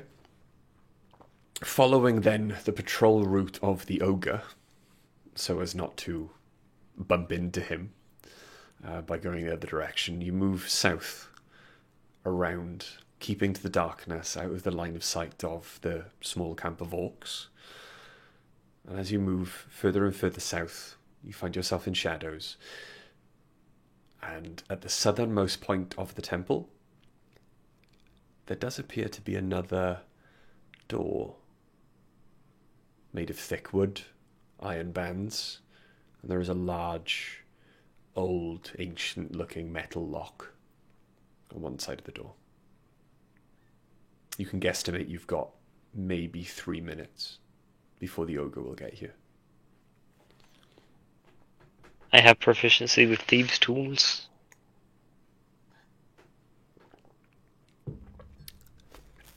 Okay. that we could try and go in. Let's try that. Yeah. Makes sense. Okay. Excellent. Yeah. Roll a dex check. Add your proficiency. Oh, fuck's sake. Oh no, that's all right. That's not too bad. That is a 14. A 14. Yeah. Okay. The lock itself then does click. There is a loud clunk as it finally opens. Mhm. Everyone roll a perception check. Oh, 8. And No, wait. 10. 17.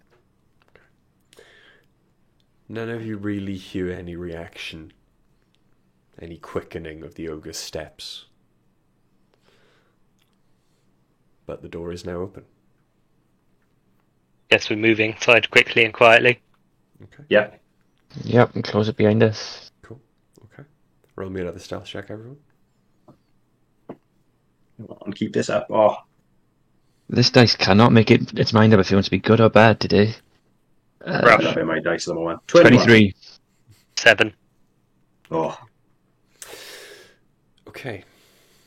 As you walk in then, letting your eyes adjust to the moonlight shining in through the broken windows, you can see 6 stone pillars brace a vaulted ceiling.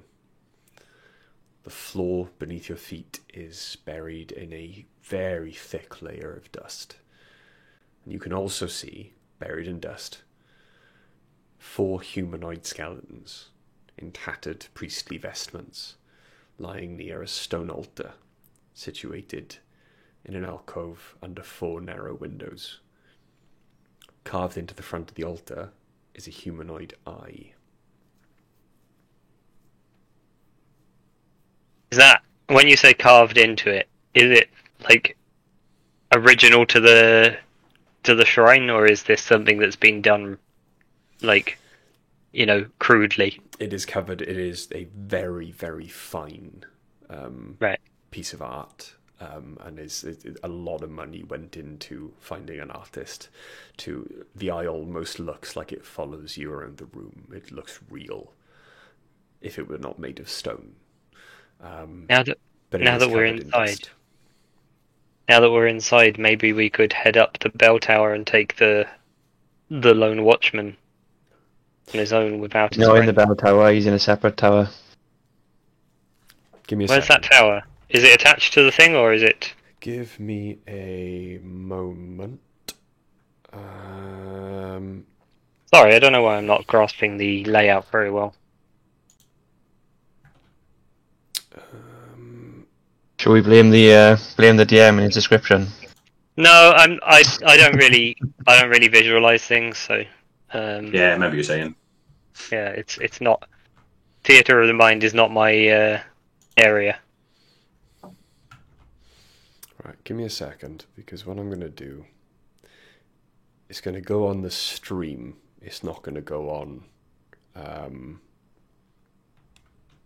Discord, because it will... Discord. Sharing the screen will fuck up all of the cameras. Yeah. So give me a moment, and I will be able to...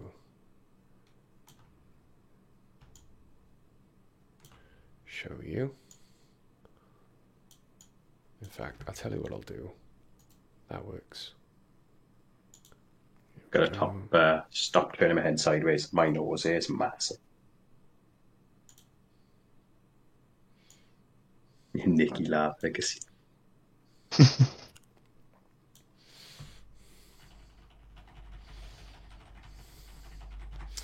There you go, that works. And get it under the borders.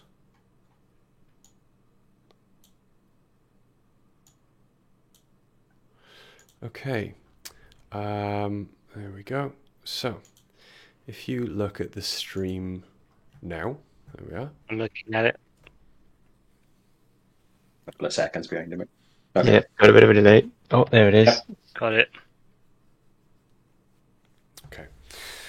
You have just entered from a door that was in the southern curved section of the wall of the central structure. Yeah. You've just entered in directly behind the altar that was described to you. Mm-hmm. As you're in this room now, from what you can tell, there is no access to the belfry above. Mm. Any access to the belfry above, you may have to go into the other larger section of the temple, because there is a door opposite where you've entered. And where on this map are the 7 orcs that we saw together? The 7 orcs are in section S2, Okay. which is the top left quadrant. The orc in the watchtower is in S6, the top right tower. I mean, if he's all the way in Essex, we don't really need to worry about him. Fucking... I can't believe you told me about an orc who's in fucking Romford. Sorry, mate. I was like, and I was doing, and then... No, you sound like James Corden, I don't like it. Well, yeah, Pass. he's from S6, isn't he? Yeah. Yes. James Corden is also from this bell tower. Okay. The only way is Phandalin. Baby.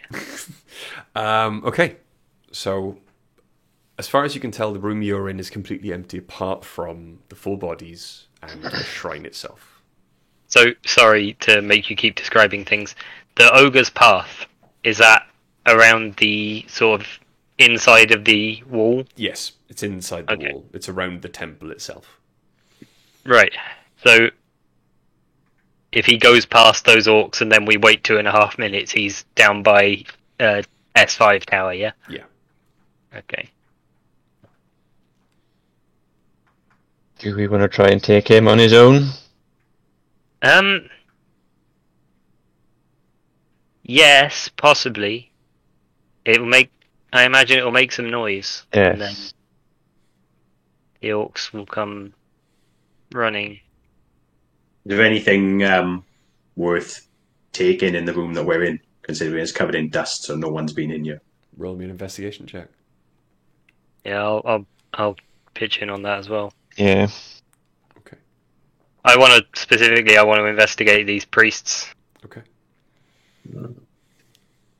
19. Okay. I got an 18. As you are then, give me a moment.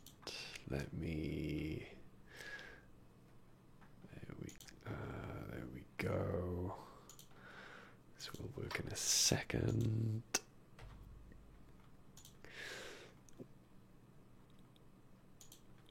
He only wears Orc 6. Okay, so go back to player count. It's actually Orc 8. There we are. Okay, and as you wander around, there doesn't appear to be anything in this room of note. The local residents that fled here with their riches, it doesn't appear that this is where they hid those riches. However, as you are, because you are specifically looking about the dead priests and the altar itself, as you, Fugan, kind of bend down and steady yourself against the altar, your mind goes blank. As you put a hand, your mind goes blank. Yes, I heard you, but why? Suddenly, you are... I'm not half the man I used to be. Flying through the air. You can see the land below you. Clouds as well. You are high, high in the sky. It's the snowman again. I was going to say, is there a snowman with me? Yeah. You know Fergan's got an amazing falsetto. As you move down, down, down, you find yourself Deeper moving and down. towards mountains. And looking for familiar parts of the landscape, landmarks. These are possibly the same sword mountains that you see off in the distance on the horizon much earlier that day. And as you continue to fall, you begin to slow, and you see a mountaintop fortress, sprawling, but also broken, covered in ice. And there, on the roof of the fortress, on a bed of broken icicles, gold, and diamonds, you see the sleeping, bleeding Cryovane.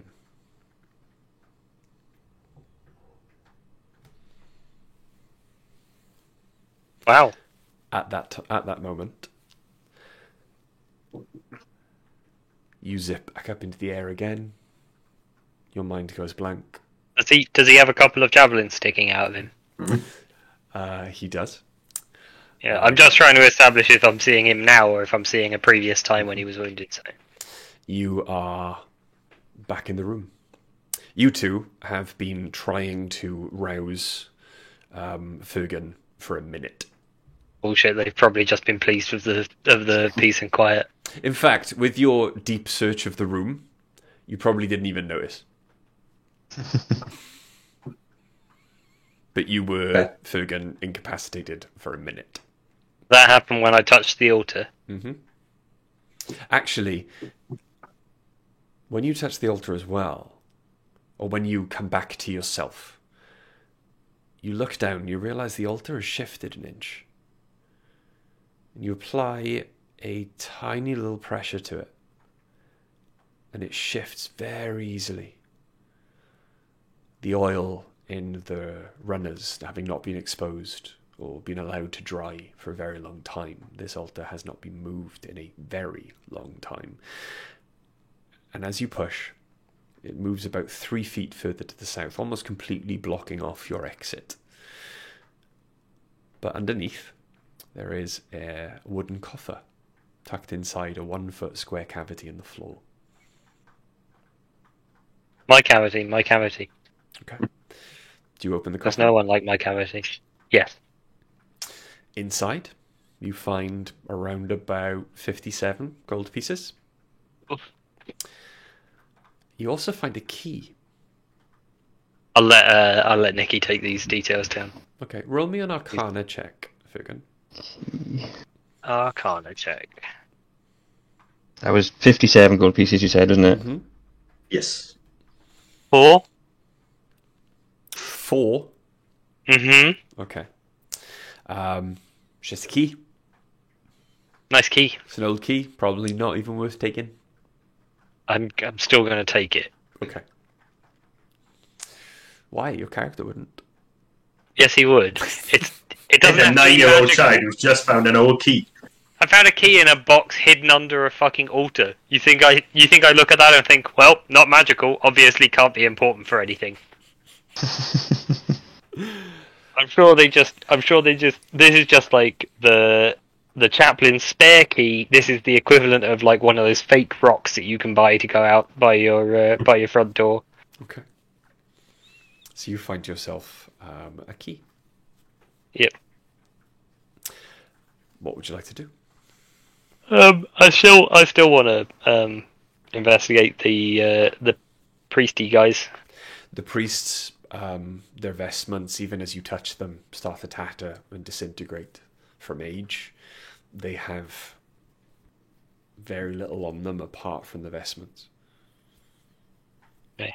From the way they've been, well, from the way their bones are, you can imagine that a lot of them were killed by either large bludgeoning weapons or big, sharp, heavy instruments like axes. Are they skeletal at this point? Have they been? Okay, I'm going to take all their femurs.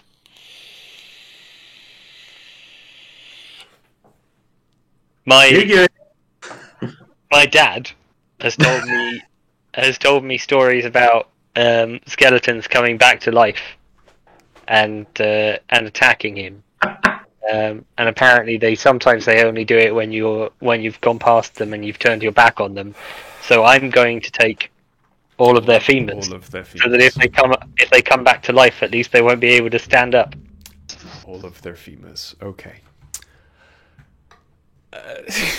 I'll let you write that down. Okay, you take all of the skeleton's femurs. That's fine. How many were there? You There were have you now have 8 8 femurs. adult male femurs.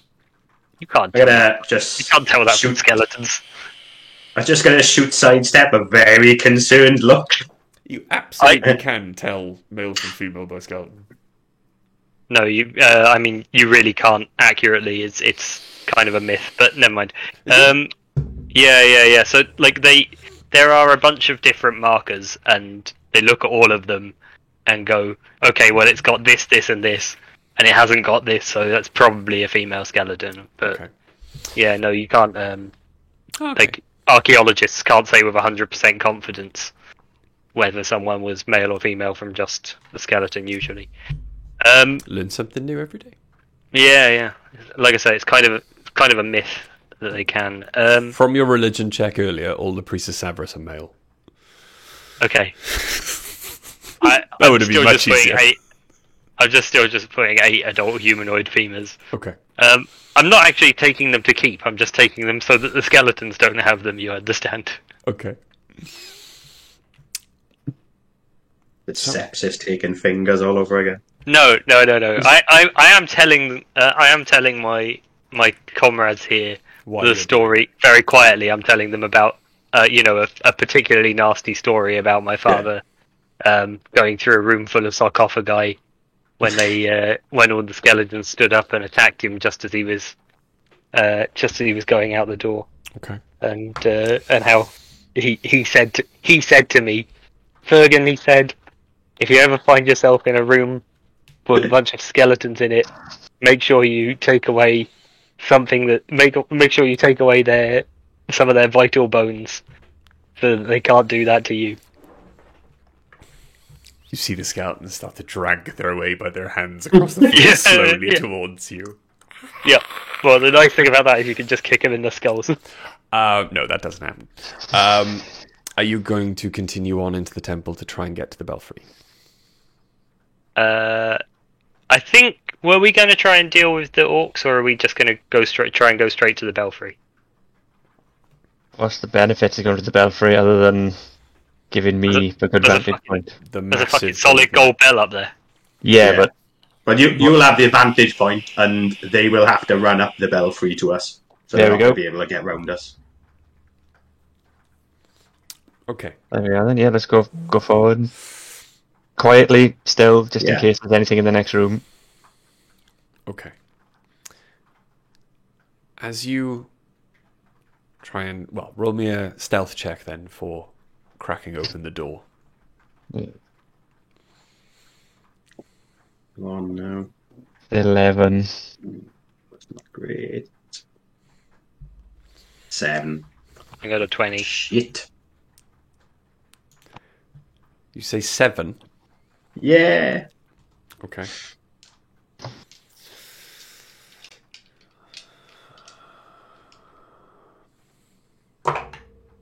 Ooh. What's the matter, Waffle?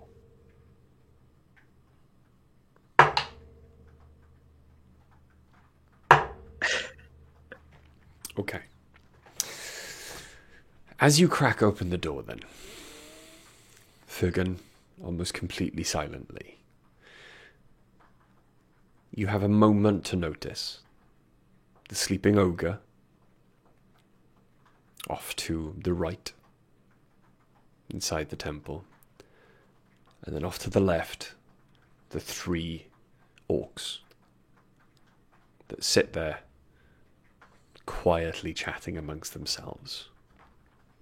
I say you have a moment to notice, because it is at this moment that Craig decides he wants a better look and bumps the door quite loudly with his axe, causing the 3 orcs, not the ogre, to glance up, look forward, straight into all of your faces. God fucking damn it, Craig. And I would like then, having spoiled the surprise round, everyone to roll initiative for me. Let me get the battle map ready. God damn it. Finally. I rolled very, very well. I'm glad we took a long rest. Yeah.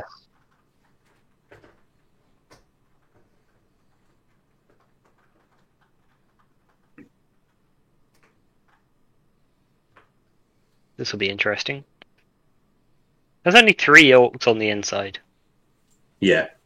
Mm-hmm. I'm sure the ogre's not going to stay asleep, though. And there's the other orcs that'll come in, and the other ogre that'll come in. I'm just saying, how quickly do you think you could go from fully asleep to, like, effective in combat?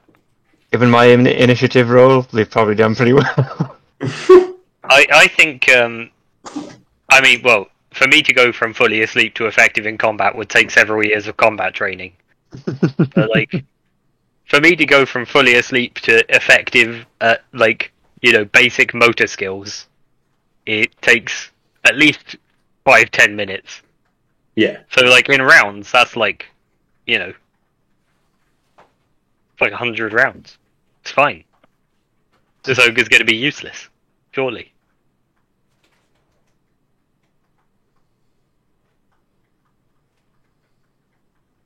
The question is, do we want to waste one go just to see if we can find the entrance to the belfry and leg it for that? Okay, so, as the... There we go. Balcam, cool. Okay. So there's your 3 orcs in front of you. You've all entered from the southern door. The sleeping ogre off in the opposite corner. And I would like everyone's initiatives, please. Fugan. 22. Nice. Sidestep. 8! Jesus Christ. Craig. 14. 14. Okay. And... Alright. Fugan. Hey! Thank you for the raid. Uh, The DM didn't notice. Ah, thank cool, you for the we've got a raid, raid Gideon going on. Knights. Thank you. Thank you very much. Very cool. Okay. So, this is not going to surprise you particularly, I imagine, Bri. Yeah. I'm going to cast Nethea's Mischief on them. I thought you might. For the benefits of everybody who doesn't know, and especially the people who've just joined chat, can we... Nethea's Mischief is a very good spell, and it's fun, and you'll see what happens from round to round, because there's no point describing it all now. Right. So, it's 20-foot square, right? So, I would like it to start, basically, it can encompass them all, right? Yeah. So I want it to start just in front of the frontmost one, Okay. and go against the wall. So it's 1 square to the left of the leftmost one, and 1 square to in front of the frontmost one. Yeah. Nope. 1 forward. No. Other way. Yes. To there. Yep. Yep. Right. Correct. Okay. Cool. So they're all in it. The ogre is not. No. And let's find out what fun stuff happens. Is there a save for this? Sorry. There is usually a save, but it depends what effect is going to happen. Okay. So I will tell you whether there's a save or not, Let's see. based on this D4 roll. That is a 3 in the D4. So yes, each creature in the cube must succeed on a Wisdom saving throw. Okay. Famously wise orcs over here. Uh-huh. Okay, so that is a 12, a 9, and a 14. That's only. Oh, there's 3 orcs. Your battle cam's gone away. Yeah. And everything's cocked up. We're all looking at Stu now. Stu's the battle cam. Yep. Oh. And it should now be working again. There we go. Sorry about that. It's loading. There we go. Yes, so they all failed, and they all begin giggling uncontrollably. So they all begin giggling uncontrollably. Yes, they do. Okay. A giggling creature is incapacitated and uses all of its movement to move in a random direction. Okay. Let's roll 6. They're going to trip over the ogre, aren't they? On its turn, it moves On all its its turn, movement. yeah? Okay, Yeah, cool. on its turn. The giggling, the uncontrolled giggling that starts to ring out through the temple does begin to rouse the ogre. And you can see him kind of rolling and shifting to find out where the noise is coming from. Is that the end of your go? Mm-hmm. Okay. Craig.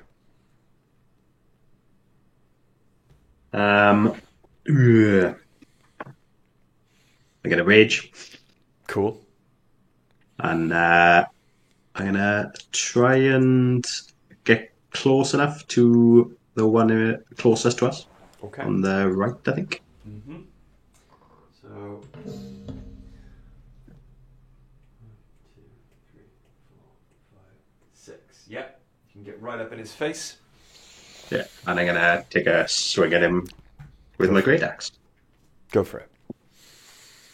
which is a 22. 22 definitely hits. Roll for damage. Oh, nice. So it's a 13, 14, 15 in total. 15 points of damage. As you rush in Hell. with Ruined. your rage, then, red, bloodshot eyes, silently screaming in the orc's face, trying not to rouse the ogre any further. Inside The rage. axe cleanly passes through the neck of the orc, and he is immediately, in one swing, dispatched. Fucking hell, all you do is behead orcs. Yeah, what is His it with you and orc lifeless heads? body collapses to the ground at your Right, feet. I've got 9. Now I've got 10 orc heads, right? Okay. Craig, the half-orc slayer. The half-orc slayer. The half-orc orc carver. Okay, is that the end of your go?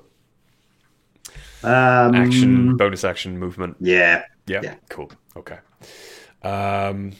It was that orc's go. Not anymore. It is, however, now his mate's go. He uses all of his movement to move in a random direction, and he is incapacitated. Absolutely does. So D6. That's 6. So 1, 2, 3, 4, 5, 6. Okay, he's incapacitated. The second one. Roll a 6. He's going to go in exactly the same direction. Okay, you go into a little side room, into the confessional booths, and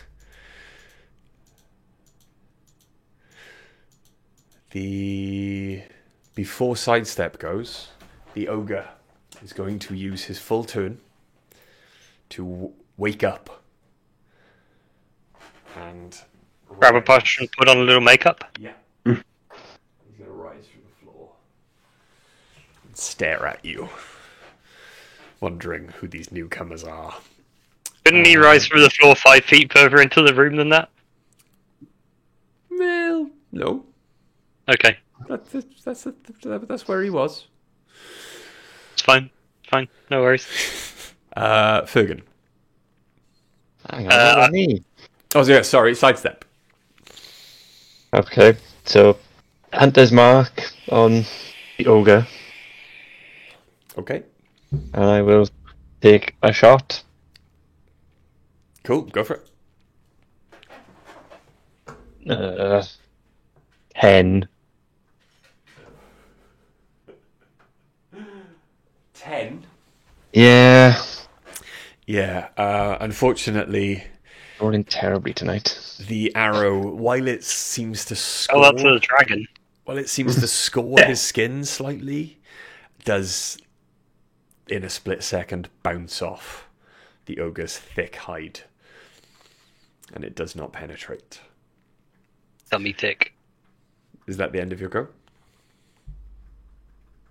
Yeah. Stay where you are at the moment at a distance, yeah? Yeah. Okay. It is now Fergan's go. Okay, I would like to, for starters, I will move the square of Nathairs Mischief 10 feet further back, which takes it off. It should now start here. Yeah, correct. So they can't come into the room without walking through it. It's a 20-foot cube, yeah? Yeah, it's a 20-foot cube. They won't be in it, Give me a but second.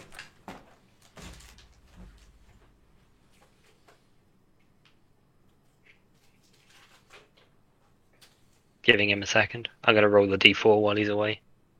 I'm really hoping for a 4 this time. Yeah, nice.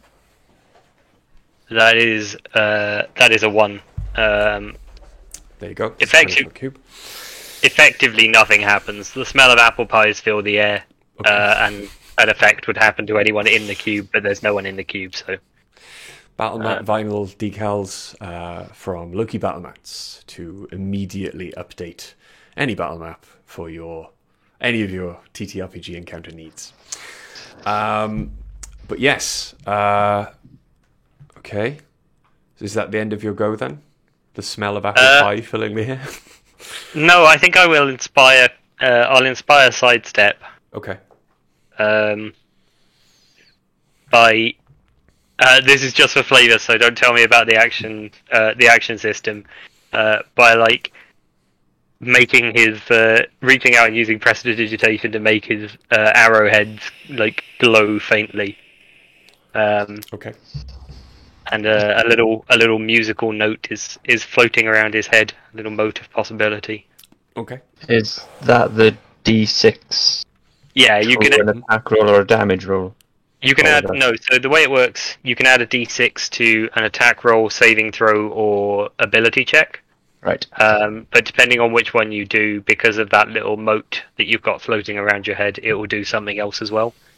Okay. So if you add it to an attack roll, the number you roll on the d6 will also get added to the damage if you hit. Okay. There's other things if you use it for other things. Excellent. Okay. Is that the end of your go? I will move into cover. Okay. So you move then behind one of the low decorative walls that these types of temples have in abundance. You are currently now in half cover, Yeah. but that's probably the best you can hope for at the moment. Yeah. I'll take it. Craig. How close can I get to the ogre? Can I get up in his grill? Yes. Or am I going to be just short? Nope. There we You are. can get I'm up in the ogre's grill. There we are. I'm going to charge the ogre then Okay. and take a swing at him. Cool. Go for it. And that is a 17. 17 definitely hits. Roll for damage. Come on now. Yeah. The 10. 10 damage in total, yeah? Okay. Yeah. There we go. Take 10 damage from the ogre, and it bellows in your face. Is that the end of your go? Yeah, like it will be. Okay. Can any of you speak giant? No. Ooh. No, I don't think so. Okay. I don't think so, no. No. Are they only giggling until the end of that turn? Oh yeah. It's just Okay. that ended at the beginning of my turn, Cool. Okay. so they are fully in control of their faculties again now. Cool. Okay. If they run through that cube, it will smell of fresh baked apple pie, but they won't be affected by the charm. That only happens if they're in there at the beginning of my turn. Okay. So, 1, 2, 3, 4, 5. Oof. Oof. This could be bad. Yeah. Here we go. Oh, it's only 2 of them. Oh, Okay, so the 2 unharmed orcs both make a swing at you with their great axes with advantage. So that's going to be a 23 from the first one, Yep. and that is a 21 from the second one, so they both hit. Cool. From the first axe, you take 9, reduced to 4 points of slashing damage. Yep. From the second axe, you take 6, reduced to 3 points of slashing damage. Cool.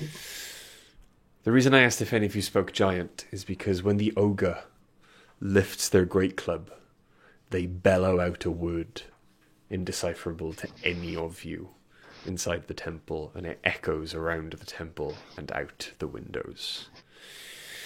Gross. It then brings the great club down towards you, and that is going to be with advantage. It's a natural 20. yeah.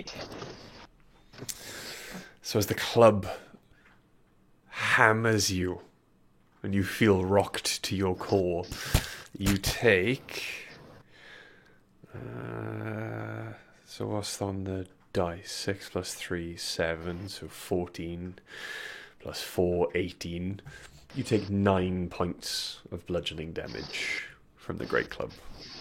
Okay. And sidestep. Alright, let's try this again. Different dice. A little bit better. That is a 16. 16. Mm-hmm. A 16 On the definitely ogre. hits. Roll for damage. Oh, yay. Use 3. 4, 5, 9, 12. 12. 12 points of damage on the ogre. Yep. Okay. You see the arrow sail over your friend's shoulder and embed itself in the side of the ogre, and the ogre screams in pain. Is that the end of your go? As you are obviously looking around, because you asked earlier about access to the belfry, you now see that just in the corners of the room, closest to you, here and here, are 2 wooden ladders that would take you up to 2 small landings that then surround the bell above. One of the ladders is completely broken, the one on the right, or your right. The one on the left looks rickety, but it's in one piece. With the landings, do I still have would you still have a view inside? Yeah, the landings are inside this room. Do I have enough movement to get up that ladder? 1, 2, 3, 4. You can start making your way up the ladder, but you wouldn't get there until the end of until your next turn. Ready, I'll do that. Okay, cool. Gonna be so visible if a bunch of orcs running through that door. Okay. Well, Craig's quite visible. Yeah, that's true.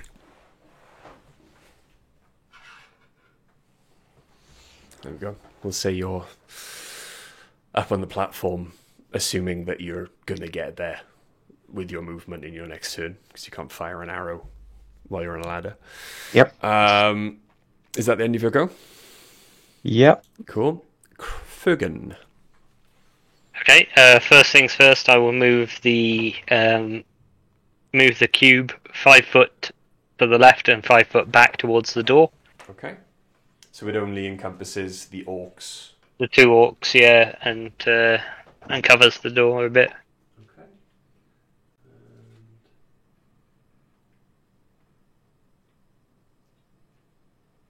Yeah. 2 orcs. And the door is almost completely sealed off by the spell. See what happens to them. Ah, shit, that's a 4. That's what I wanted earlier. So it doesn't really affect them. Basically, the cube is filled with little dollops of molasses that hang in the air and cause it to be difficult territory. Okay. Um, Halving their movement. Yep, that's fine. yeah, halving the movement of it. But I guess the difference with this one is that it continues to be, like, most of the effects only happen to people who are in there, whereas this one will continue through this turn, so if anyone comes in through that door, they'll be slowed. Okay. Um, Is that the end of So- your go? that's the end of my... No. I'll also inspire Craig. How would you like to inspire Craig? I'll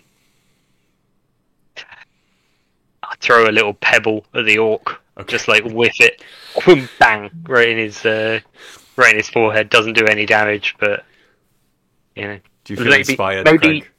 maybe a little trickle of blood runs down his forehead, Like a little lump. Like, Yeah. and Fergus goes, "If it bleeds, we can kill it." His face goes almost completely blank, apart from one like glowing red eye in the side. Yeah. Da-da-da. Okay, Craig. Decision now.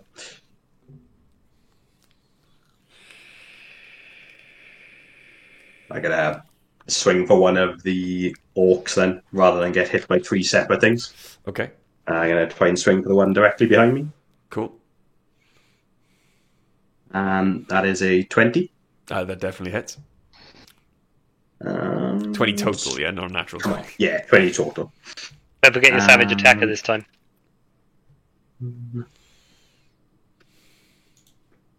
That's 12 damage.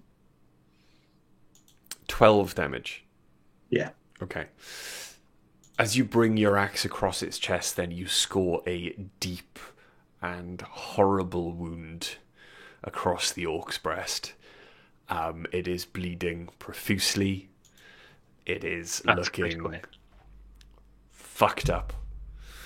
But it is still standing. Just. Okay. But not better than it's ever been, right? Yeah. And your... Is that the end of your go? Yeah, it's gonna have to be. I'm not gonna be able to move away from him. Okay. Sorry, Bri. Yeah? Do you mind? I completely forgot to take an action last turn. I forgot that moving that thing was just like a thing that happens at the beginning of my turn. It's not an action or anything. Okay, yeah, I didn't realise either. So yeah, go for it. Yeah, sorry, that's my bad. I'll take a wisdom saving throw from the orc closest to me. Which is I'm the just one going to that do vicious you hit. mockery. Cool, okay. That's going to be a 13. No, so that is that's 2 damage, psychic damage, and he'll have disadvantage on his next attack. Okay. Still standing on his last leg. Just bleeding everywhere. Bleeding everywhere. He's got a massive headache. Can barely see you because of the migraine he's got right now, because of the horrific insult just thrown at him by Fergan. But he is still going to A small child just called him a cuck. Yeah. However, unfortunately, because of the position that he's in, disadvantage becomes a straight roll. Yeah. And that is going to be a 19. No, so 25 to hit. Yeah. Yep. The other one then, that's going to be, 21 to hit. So, from the first swing, you take... so what's that? 6, 11, so 5... No, 6... 15. You take 7 points of damage. Okay. From the second swing, you take... Why is it never an even number when I'm trying to work out resistance? It's always fucking odd numbers. From the second guy, you only take 3 points of damage. Okay. From the ogre, who swings at you, It's a natural 1 or a 17. Oh. 17. 17 hits, yeah? Yeah. Okay. You take... again, 7 points of damage. 7 points of Okay. bludgeoning damage. I am down. You're down? Yep. Fuck. Are you on 0 hit points? Oh, wait. I am now. Uh, But I'm going to use my relentless endurance, so Yeah. I'll come back up to 1. Ah, yes.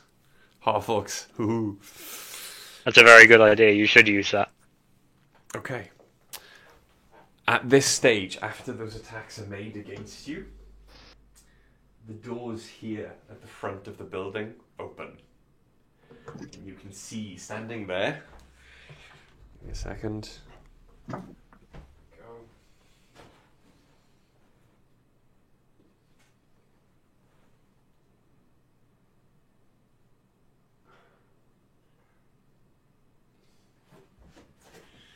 Two more orcs, with shadows moving through the lights behind them, signalling many more getting ready to come in. However, these two, instead of being able to use their remaining movement to come in and try and surround you, are pretty much now, because of the difficult terrain created by this spell, stuck in the doorway. Yeah. Get fast. So, sidestep. I will take another shot of the ogre. Cool.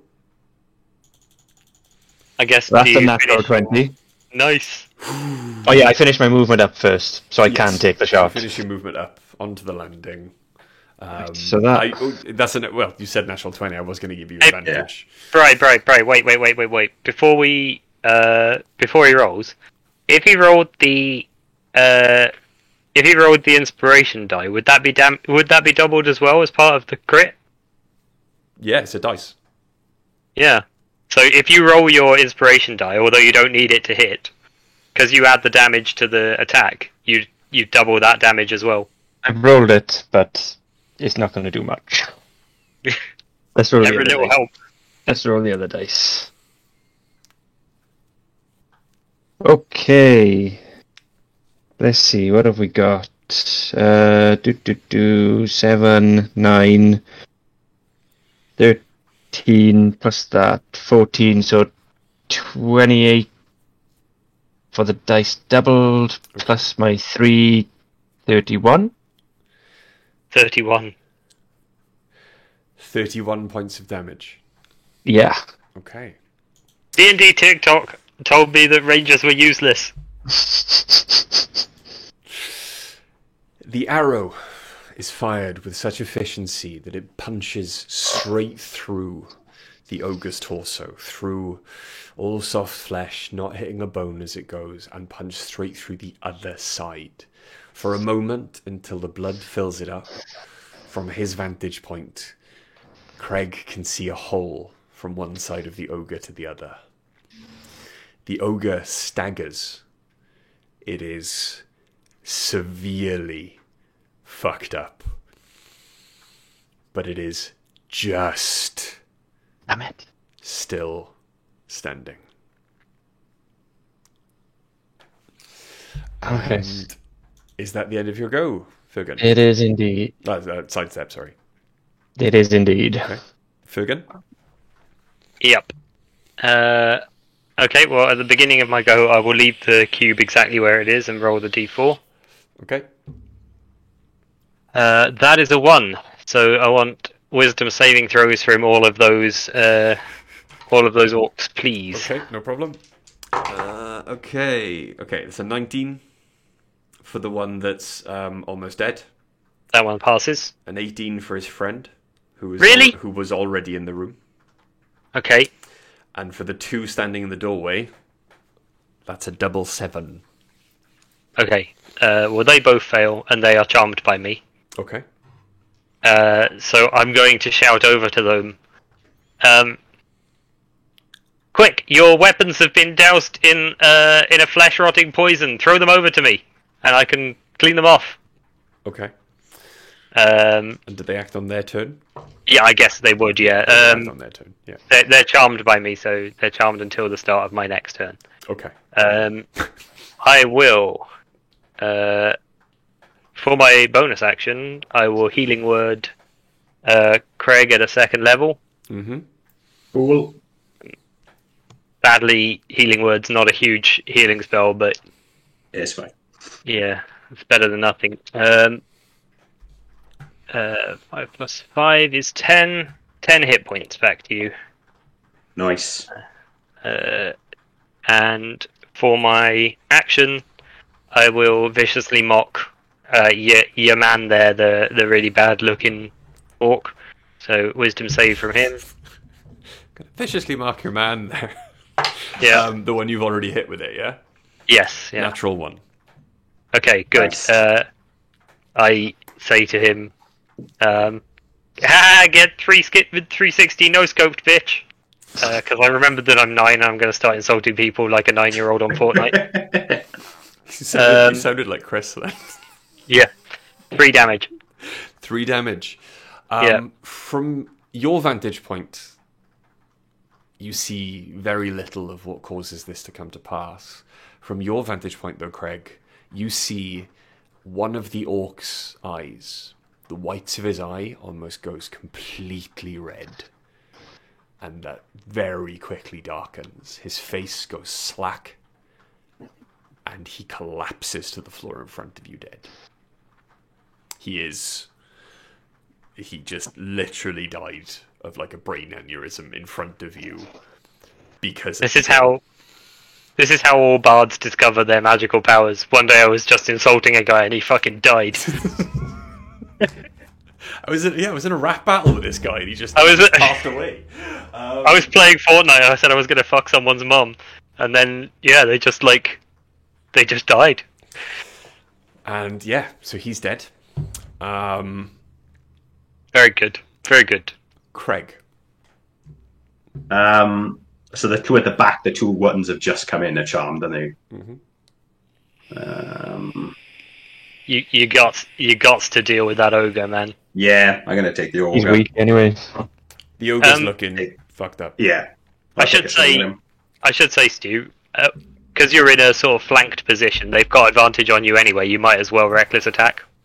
Yeah. Like they can't have double advantage, so So you can roll now with advantage. Oh, hang on. I might be talking Fine, shit anymore. actually, because if you kill the ogre, then you won't be flanked. So maybe don't. You've got inspiration as well. Yeah. I'll okay. Don't worry about it. So yeah, that's a 25. Yeah, definitely hits. Never mind. And that's 14 damage. So yeah, he's fine. Yeah.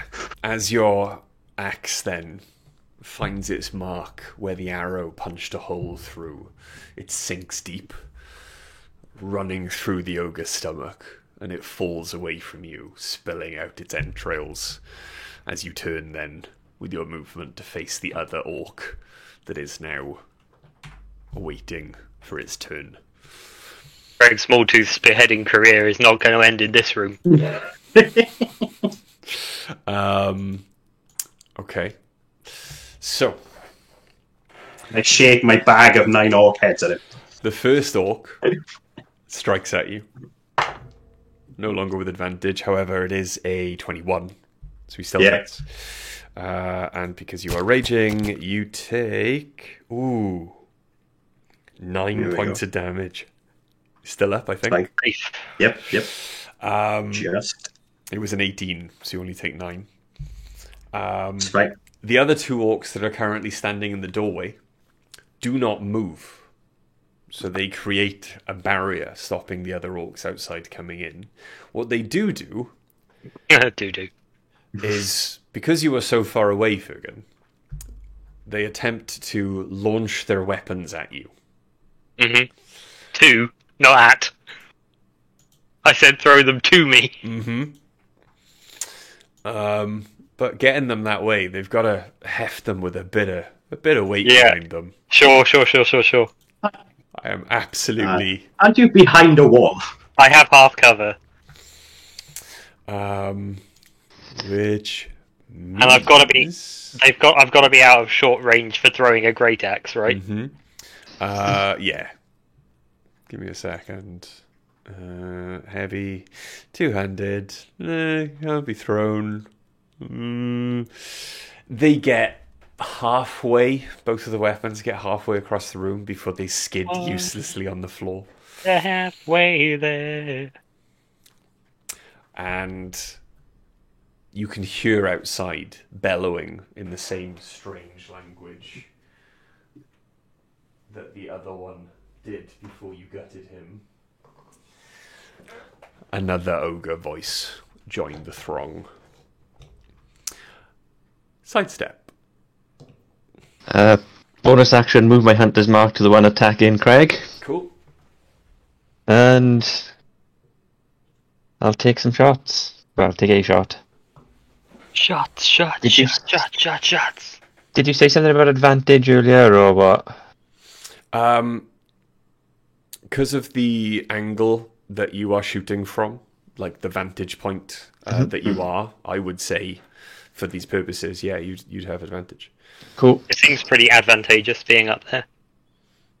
They can't touch Hey. you. You're not. You are the least stressed person in this room right now. You are quite out of the way, and they're a I lot am heavier than covered in. you. Everyone's blood, including my own. Yeah. That is a 21 to hit. 21 to hit. Yeah. Cool. Okay. Yeah. Definitely hits. Roll for damage. That is 6, 9, 13, 16 damage. 16 points of damage. Your arrow, even as Craig raises his axe for another beheading blow, he is the kill is stolen from him. As Great. your arrow sails That straight one's through mine. the orc's head, killing him instantly. Okay. So, that orc down, 7 orcs outside, and 1 ogre to go. Fergan. I would like to move the cube 10 feet back, Into the room or further out into the... further out. Okay. And we'll see what it causes. Ooh.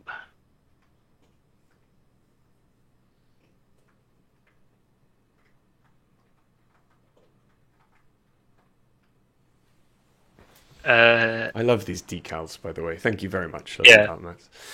They're very cool. Could you please roll dexterity saving throws for both of the orcs? You can't see it, but it's now encompassing 3 more. Could you please roll dexterity saving throws for all 5 of the orcs? Mm-hmm. Yes, I can. Okay, that is going to be a 4. Fail. Oh, hang on. No, it's a +1. 5. Fail. An 11. Fail. A 12. Fail. A 16 and an 18. Pass. Okay.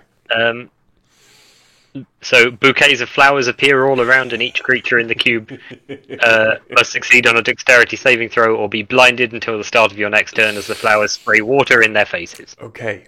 So, Craig, from all of your vantage points then, you can see the 2 in the door immediately have water sprayed in their faces, and they hold up their hands. Craig, from where you're looking, you can just see one through, like, between them, who is also now currently having water sprayed in its eyes. But I'm assuming they're no longer charmed. They're not charmed anymore, but their weapons are in the middle of the room. They are. Craig might Hang have on. enough hit points to survive an unarmed strike. I've still got stuff. I've still know. got stuff to do, mate. I know. I will. I am. I think you both need to come out to me. I think I will viciously mock the let's say the left of those 2 orcs. Okay. It doesn't really matter. So give us a wisdom saving throw. Mm-hmm. That's an 10. This guy doesn't even know where Loot Lake is. He takes 3 damage and has disadvantage on his next attack. Okay. For the start of my next turn, and then I will do a first level healing word for Craig, giving him 5 hit points. Sorry, 6 hit points. Nice. Okay. Better than nothing. Yep. Craig, is your go. Okay. They are disarmed, blinded, and stuck in a doorway, so. But they're only going to be blind this turn. True. I'm only going to be able to attack one of them, and then they're all going to pour straight through the doorway into me. Yeah, but they also don't. These first 2 don't have weapons, and they're blocking up the door. True. Is it worth us backing up and creating that choke point at the ladder? Oh well, there's Well, a I choke mean, point at the door They're right at now. the choke point in the door. They come further into the room. They got more That's- space, I think. That's the So, hot yeah, gate. Let's attack the one directly in front of me in the door. Okay. So, if I give me a second, 'cause if I do this. Ooh.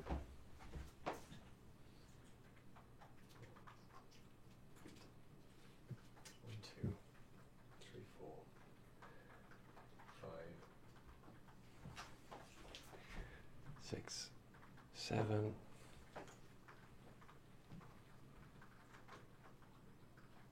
Christ.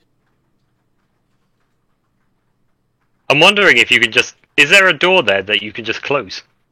Well, that's what I was going to ask. Is it a door or is it an opening? Yeah.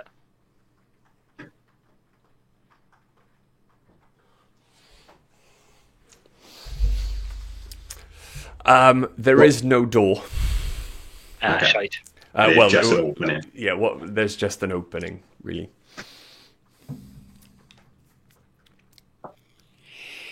Oh, this is going to be rough, boys.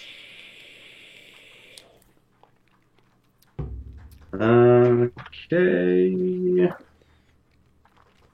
Do you want to stand in the center, making it very difficult for anyone to get past you? Pretty much, yeah. You gotta. You stand in the center of the square, making yourself the door. Oh, sorry, in between 2 squares, I apologize. Yeah. Okay. 16. 16. Definitely hits. Roll for damage. Nice. Back it, come on now. Yes, it's more like it. Fergan, how far can you move your square? 10 feet per round. Okay. 17. 17. Okay. That's another head coming off. So, the one that was not hit then, originally, the one undamaged, the one that was not hit by the psychic damage from Fergan, his head is lopped off. Okay, funny. Surely these orcs are going to have some sort of intimidation when there's a barbarian covered in entrails and blood just beheading them one by one. Well, the only ones that can currently see you are blind. Ah, fair. But also, like, although you've moved that body away, right, it's Yeah. still there. Yeah, so still there. surely this is getting to be tricky gonna terrain be, for like- them to fight on. Yeah, there's a couple of squares of difficult terrain for them. That's the end of your go, though, yeah? Yeah, I moved as well, didn't I? So, yeah. Okay. So, the blind orc wildly swings at you. That's definitely a miss. No, hang on. That's a disadvantage. There's 2 11s. 16. Yes, a hit. Ooh, okay. This guy has no weapon, though. Good point. So that's going to be an unarmed strike, Jeez. which is... He does... Hang on, what's this thing? Unarmed strike is Jess your strength bonus. Yeah, it's Jess your strength bonus, right? On a hit and unarmed unarmed strike, deals bludgeoning damage equals to 1 plus your strength mod. Okay, so you Yeah. take 2 points of bludgeoning damage. Cool. Reduced because of rage? No, it was 4. That is reduced. Oh, to- okay. Okay. Okay. So, Not bad. pushed forward by the crowd. The other blind one takes a swing at you. And that is going to be an 11. So I'm assuming that misses. Nope. Cool. Okay. Yep. 2 blind orcs blocking up the door. Sidestep. Oh, in fact, hang on. Intelligence score -2. Yeah. Okay, so 1, 2, 3, 4. Does the orc who's now standing on a corpse have to make any kind of dexterity save not to trip and fall? He's blind. Especially considering that he's blind, yeah. He falls. He is prone Nice. on the floor in front of you, fallen over his squishy comrade. Sick. So he's prone on the floor in front of you. It is sick. It's a sickening scene right now. It's Yeah, we're horrible. making this doorway an absolute charnel house. This is it's wrong. It's wrong. What's going on right now? Probably is wrong. Yeah. And A child at the back with a bag full of femurs. and in a temple as well. But yeah, so he falls. He's prone. Which is probably why he missed with his swing as he was falling. You do, however, now see 4 javelins sailing forward in your direction. Okay, that is going to be... That's cocked. Okay, so that's going to be a 12, Nope. an 11. Nope. That's cocked. Does he have any kind of partial cover for the being in a doorway, having another orc in front of him kind of situation? Yeah, partial cover for those two. These two, though, well, this one's going to miss anyway. It's an 8 Yep. and a 19. Yeah, that hits. Okay. You take 4 points of piercing damage as the javelin impales you in the shoulder. Okay. You still up? Ooh, yeah, just. Jesus Christ. Okay. Sidestep. I will take bonus action, move my Hunter's Mark to the guy that's standing in front of him. Mm-hmm. I'm guessing he's the only one I can see. Really, yeah. Well, you can see the one that's prone, but you don't want to... Yeah, because I get this. Yeah, for some... And you'd be shooting through Craig as well. Yeah, for some yep. Still stupid still fucking advantage. reason. Yeah, still advantage. They That haven't would even be- noticed you're there, mate. That would be a 22 to hit. Definitely hits. Roll for damage. It's a fucking nightmare. This isn't so good though. 3, 4, 7 damage. 7 damage. Yeah. While an arrow is sticking out of him, he's still bellowing in pain and rage. And He looks, blindness and not having a weapon. yeah, he looks messed up, but yeah, he's very unhappy. Is that the end of your go, Sidestep? Yes. Okay, Fergan. Okay, first things first, move the cube back 10 feet. Am I able to move it over as well as back? Like move Yeah, it diagonally. diagonally? Yeah. Yeah, cool. I just want to make sure that Craig's not in it and it's got as many of these motherfuckers as possible.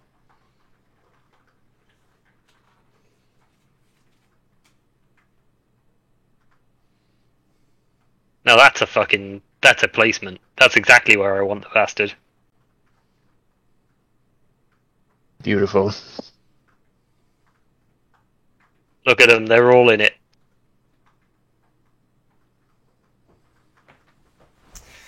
Yeah, so with that 10-foot diagonal movement, all of them are in it. Craig is not. Yep, perfect. Okay, we have... So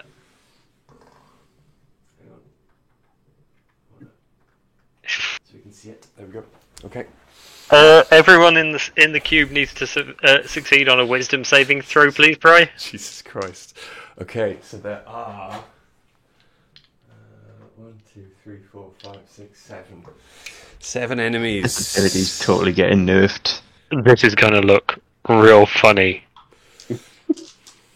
Okay, let's have a look. Okay, 3. Nope. 6. Nope. 8. Nope. 9. Nope. 10. Nope. 11. Nope. And it spoiled it. 13. Nope. They all failed. They all failed. Each creature in the cube begins giggling. A giggling creature is incapacitated and uses all of its movement to move in a random direction Okay. on its turn. Cool. Okay. I am also going to, as a bonus action, I'm going to cast Healing Word on my friend Craig there, Okay. returning to him. Not bad. 8 hit points this time. Oh, nice. Awesome. Okay. And I guess I'll viciously mock the one who Nikki hit with an arrow. Cool. Um, Yeah, go for it. I can't believe you're using the default skin. Wisdom save, yeah. Yeah, please. 1. Yep, 4 damage. And obviously disadvantage on his next attack, but that's not going to apply because he can't make an attack until at least the next round, the following round, Cool. on account of being incapacitated. It's it- going to look like utter fucking chaos when all 7 of these guys start running in random directions. It doesn't matter on that one. Oh, is he dead? Oh, yeah. Cracking. So he's dead. There is now a gap in the wall of orcs. Well, we'll see. On their turn, I guess we'll see how much of a gap there is, won't we? Craig? You got to go for the prone one, man. You got it. You got to Yeah, decapitate another I'm orc. gonna hit the prone one. You get to roll with advantage because it's prone. Cool. Thank you for clipping that epic spell use by Greg there. That's a Ian. 19. 19. Hell yeah. Okay. Yeah, that definitely hits. And it's 10. 10 points of damage on the one that's prone. Okay. Right. Okay. So first of all, the one that's prone. He immediately starts giggling. Stands up, using half of his movement, and then attempts to force his way past you, moving out of your melee range. Would you like to make an attack of opportunity on him? He's looking fucked up. Of course I would. No longer with advantage. That's fine by me. Actually, yeah. He's completely ignoring you, giggling his tits off and running in a random direction. You can have advantage. That is... Ooh. That's not great. I'll use... You've got your what do you roll for the inspiration? D6. D6, yeah. So...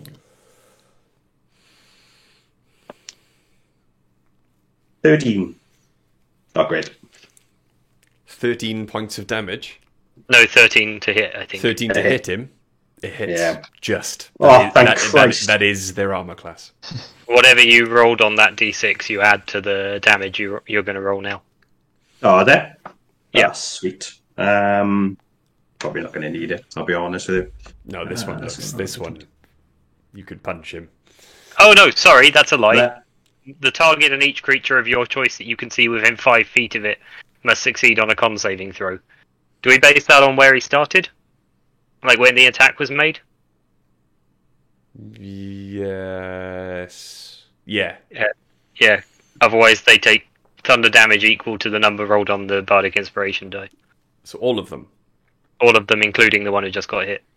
The one who just tried to run past me is taking 16 points of damage, by the way. Oh, he's fucking. You've. This is the first. I want orc- his head to fly off as he goes past. Like This just is the within first accent. orc you've managed to backhand. Like you've sliced through the back of this one's neck and taken his head as you swing around. You're now the Roger Federer of decapitation. However, the other ones take how many? What was the number on the d6? It was a 3. Okay, so 3. They have to roll a con save first. Con save. DC's 15. What's the range on it? How close do they have to be? 5 feet. They have So to be there's in 5 only feet. 3 of them that are currently pushing close enough. Fair enough. To be affected. One is a 17, so that's going to be a save. Yeah. The other 2 are a 2 and a 6. Okay. So how much damage? Sorry, 6. 3 3. thunder damage. So 3 thunder damage to both of those. Jesus Christ. Okay, now we need to roll. Fortunately, you only get 1 attack of opportunity. So, direction. That's another 1. Okay, so this one. 1, 2, 3, 4, 5, 6. That's fucking hell. Okay. 1, 2, 3, 4, 5, 6. 4. 1, 2, 3. He's gonna roll an acrobatics. Right. Sorry. The ones who ran in through the door, did they have to save against tripping or anything? Mm-hmm. That's what I was rolling for as well. Oh, right. Okay. They saved, did they? Yeah. This one, however, has not saved against barging headlong into his giggling friend. Mm-hmm. Does he save from being barged into? No. So they are both prone and tangled up in each other. And then the ogre is going to... That's a 6. Run the fuck away! So the ogre runs further away from the temple. Cool. Okay. Sidestep. Okay. The one my hunted mark was on is dead, isn't it? Mm-hmm. I shall... You've got one directly below you. Unfortunately, you can't see him below the landing. But you've got 2 then that are inside the room that you've got advantage on. Okay, I'll take the one closest to Fergus Mm-hmm. and move my hunter's mark to him. Yep. And I shall take my shot with advantage. That is a 23 to hit. Definitely hits. Roll for damage.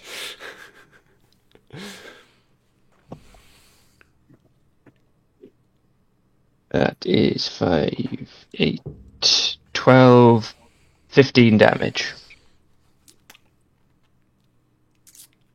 15 damage. Okay. Yep. So yeah. Again, as he passes below you, it's almost at the point where your arrow travels down straight through the top of his head into his body. Your arrow has completely disappeared. He goes stiff, stock still, and collapses forward into the room.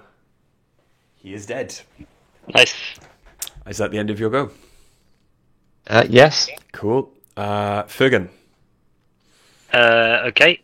So first things first. Let's see what happens to those 2 guys who are still in the cube. Mm-hmm.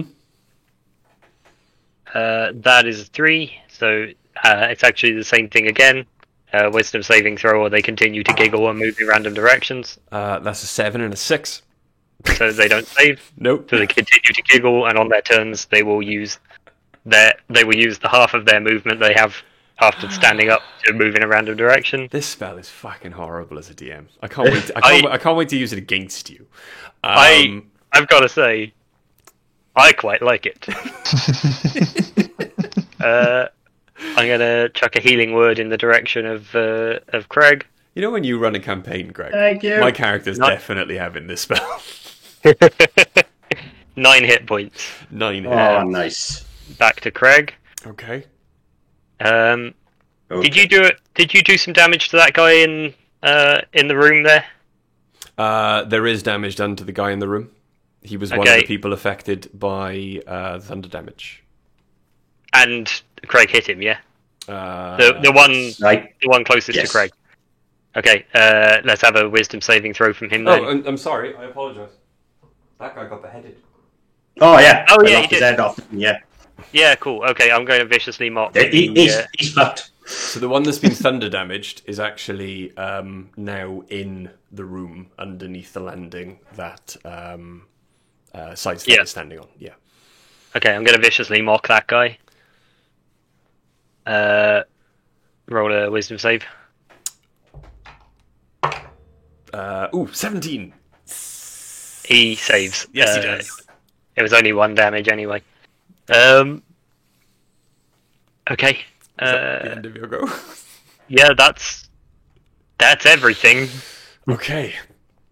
Craig. No, hang on. I am going to move a little further into that corner to try and. Actually, no. You know what? I'm gonna move out so he can see me, and hopefully he'll run over and attack me instead of someone else. Okay. So you move out in the back. You can be seen.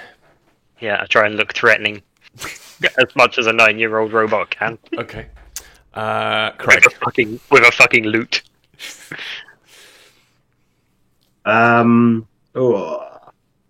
Should I go for the guys in the door again then? No, charge that guy on the inside. Yeah, go for the one in the room.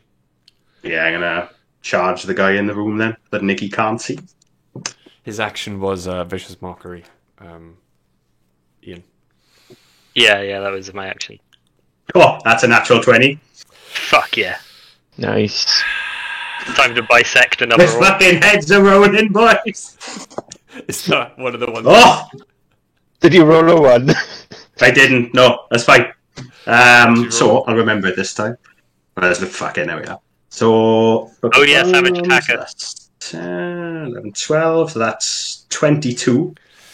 And with a savage attack, because I get to roll another one. I don't think this one's getting his head chopped off. I think this one's getting split down the middle. With a savage attack, then does that just add on to the doubled, or does that double as well? No, That's that's on, is it? So yeah, 32. So 32. I want this head to land in my hand. I tell you what, right? I tell you what. The two laying on the floor in front of you. Yeah. You wind up your swing, almost as if you're about to invent the game of golf.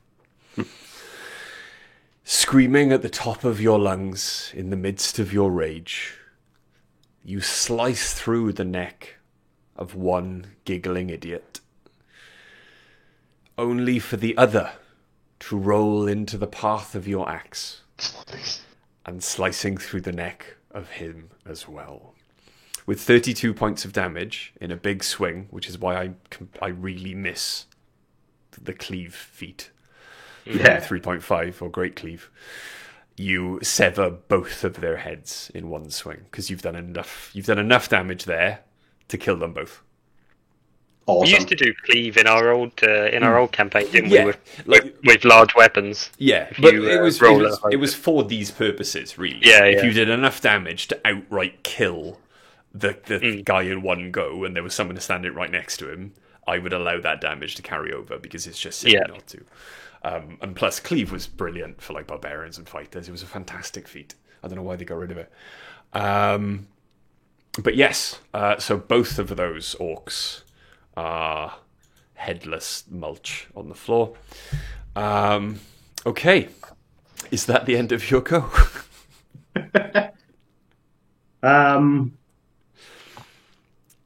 Nothing else you can do, mate. No. I mean, he can move. He could move over Yeah, I can to move. the guy in the room. I'm going to move over to the other guy because I haven't moved. Please remember, you are currently the only thing stopping things coming in this door, and there is still an ogre outside who's about to be able to move of his own volition. That's a fair point. Maybe stay. There we are. I'll stay where I am then. How much health you got? He's all right now. Just healed him. Right for now. Okay. Okay. So that's the end of your go. Okay. Okay.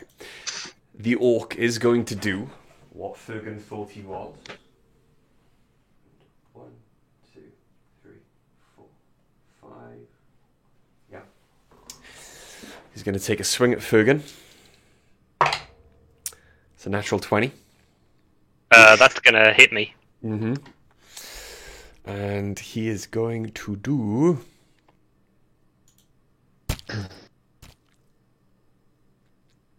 Ooh. Ooh, what? That's 11 on the dice. Oof. So that's 22 plus 3. So he does 25 points. I of am slashing down. damage to you. You are down. As is this concentration? Yes. Cool. Your spell's down as well. Oh no, Craig's down. Oh, yeah, Craig's down. I apologise. Okay. So you're down. You're on 0 hit points. Your next go, you'll be rolling death saves. Yep. The ogre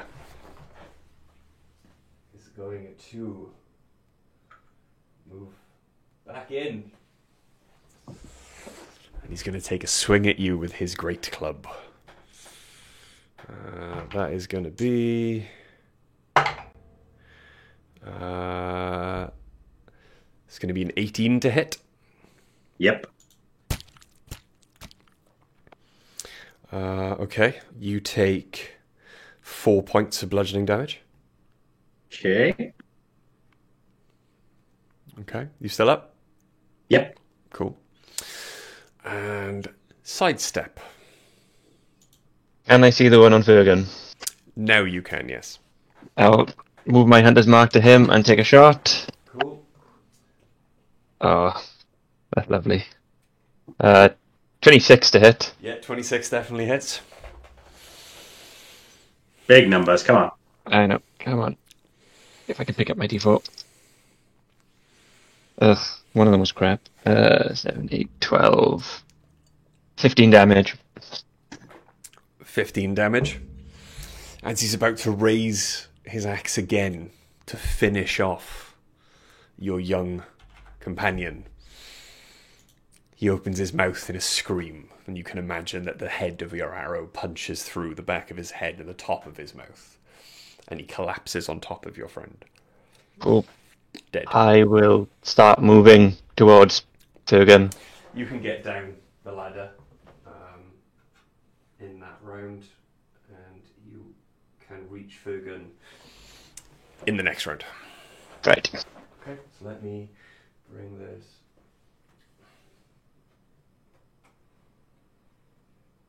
Okay. He's dead. Fergan's on the floor. Cool. Okay, and Fergan, please roll me a death save. I will. It's a 13. It's a pass. 13 is 1 pass. Craig. I'm going to attack the ogre in front of me. Cool.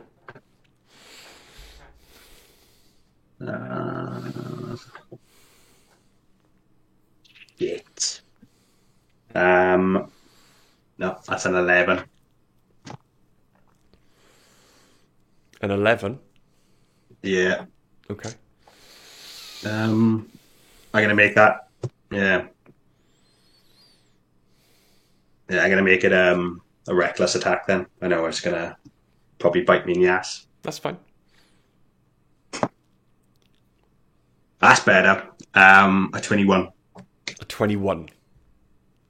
That hits. Roll for damage. Come on. 14 total. 14 total. Okay. A mighty heave of your axe. You do score quite a deep rend into the ogre, but all he does is just scream at you in rage. Is that the end of your go? Yes. Okay. Roll me a strength check. So roll the d20 and add your strength bonus.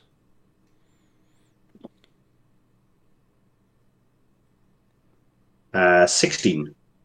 Okay. That's a 19. So, Any effect from the bodies on the floor? well, the ogre, Yeah. he's a giant. He's just stamping on them. He doesn't care. Yeah, fair enough. So he does manage to push past you to get into the room, to force himself through, to survey the scene properly. He is then going to make a attack on you with advantage. 19, you said, wasn't it? Yeah. Yeah, that's fine. Because of I remember I got +2 as well, but it would have been 18 anyway. Sorry. So he's going to make, because of your reckless attack, he's going to attack with advantage on you. Yep. That's a natural 20. But Okay, so bringing his great club. Hang on, no. Did you roll that strength check with advantage because you've got it for rage? Just out of interest. I didn't know.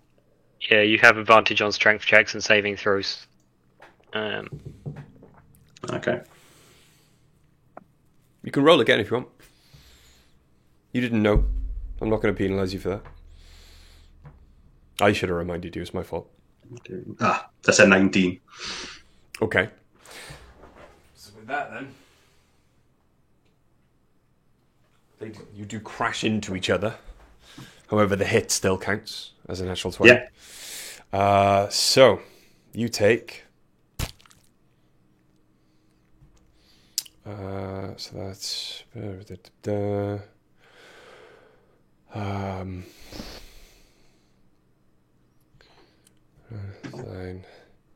18 plus 4, 22, 11 points of bludgeoning damage. Okay. That is halved because of your rage. Yeah. You still up? Yep. Okay, good. And ooh, I was just checking to see how long your rage lasts. You've got 1 round before you have to use a second rage to keep it going. Yeah. Okay, so the ogre again is going to try and push past you with his brute strength using a bonus action to rush towards a different what's the word I'm looking for? Enemy that he can see. So that's a natural 1. So just roll a dice and call it good. Yeah. 11.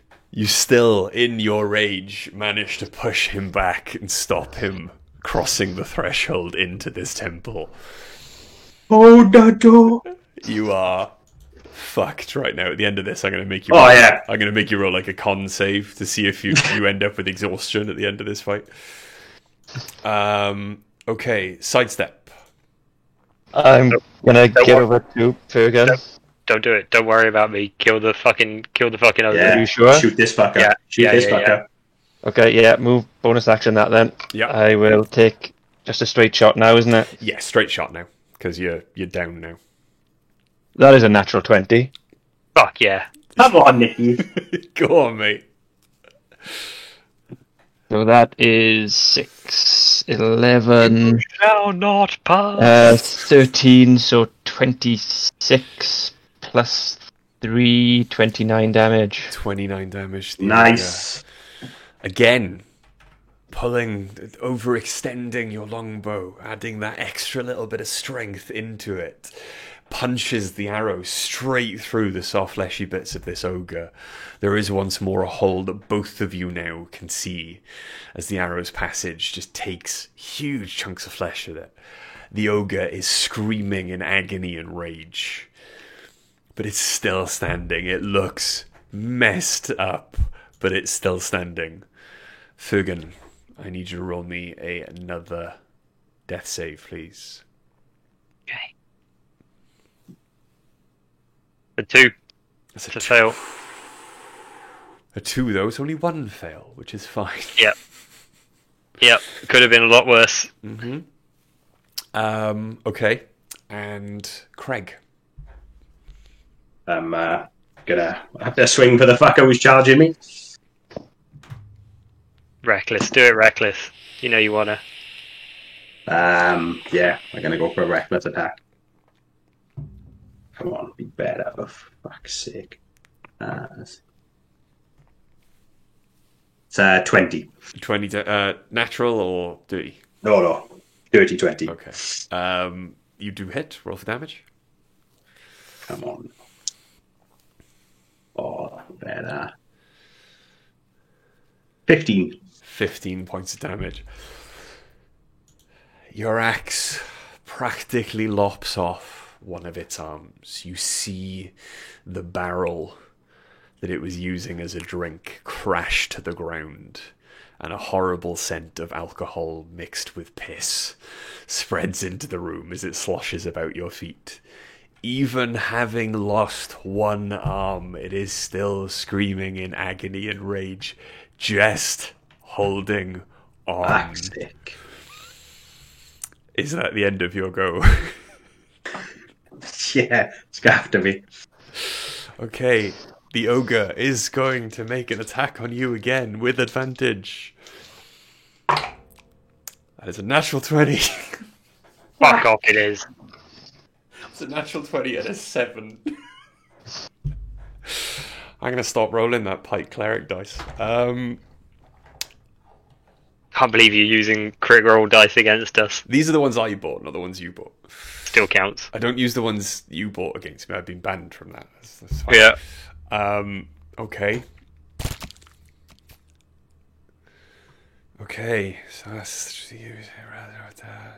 plus the Yes. 4. I think he's down. He's definitely down. Yeah. You take 10 points of damage. Yeah, I'm down. Okay. So you're on 0 hit points. Yep. You're down on the floor.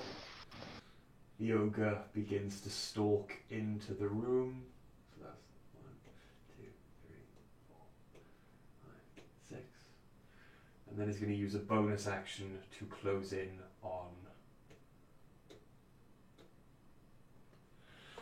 He's going to use a bonus action to close in on Sidestep. Sidestep. It's your go, mate. Right. Explain death saves to me. Do I need to be worried about you, Fergan? If I roll a natural 1, I'll die, but that's the only worry. I think you've got to take this ogre out, otherwise he's gonna. I mean, you're not exactly full of hit points right now either. Yeah. If he has another round, we're fucked. Right, okay. I get disadvantage if I use my bow, don't I, at this range? You do? Yeah, but you can make 2 attacks. I'll with use your my yeah. short swords. Yeah. Short swords. What? Short swords. Right, so I rolled twice for this. So you drop your shorts. You drop your bow, pull out both of your short swords in a deft motion, and swing at the ogre. Oh, the first one is a... Oh, well, they both got +5, but the first one is a 15. It hits. Roll for damage. What do I roll? I roll a d6, and I can roll my dreadful strikes for this one. Oh, that's 10 plus 3, so 13. Okay. Plus your hunter's mark as well. You still hit it. Yeah. You still use that on Oh, right, okay. ally attacks. I roll any another weapon d6. So it's another 4, so 17. Because of the way this fight has gone, then, for the first time, as one of you is left standing, I'm going to say, how do you want to do this?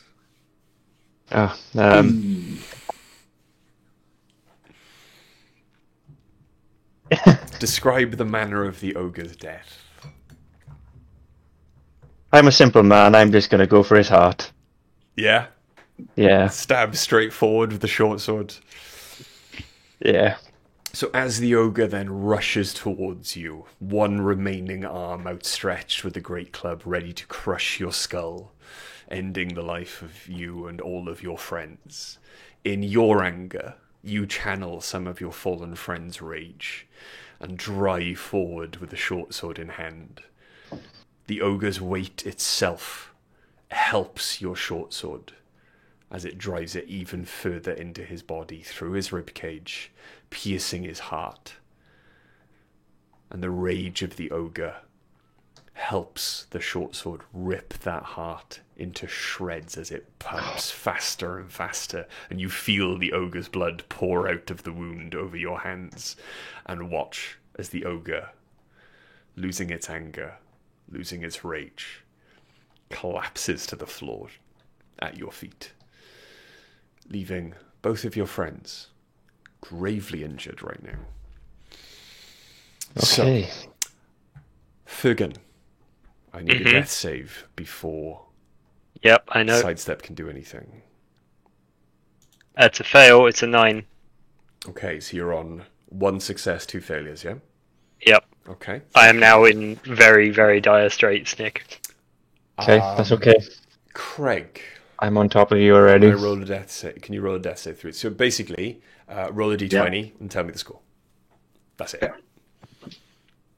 That is a 4. A 4. It is a failure, but it's fine. So now you're on 0. It should just have like 6 little dot boxes. Yes. So just click So it's one like the failure box, yeah? click one Cool. and fail. That's fine. It's cumulative. Yeah. Fortunately, it's in your favour. If you roll the natural 1, it's only 2 failures. If you roll the natural 20, You pop back up you with one pop hit. back up with 1 hit point. Okay. So it is in, it is kind of weighted to save your players' lives, kind of thing, slightly. But yes, back down to Sidestep. Sidestep, what are you going to do? Get me to Fergan, and I will cast Cure Wounds on him. Okay, cool. Saving those spell slots. Yeah. That is 10 hit points. 10 hit Thank points. you very much. Fugan, Oh, you I'm feel so glad we had that long rest. radiant, wild, natural energy flood into your body, and your systems come back online. You are awake. You survey the scene very quickly.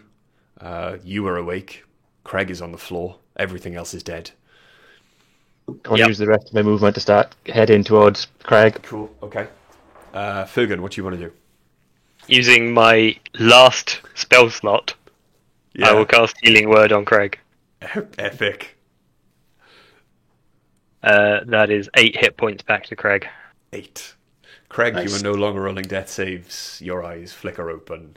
You can hear the soothing tones of your creepy robot child ward nursing you back to life from across. How many was it, sorry, Greg?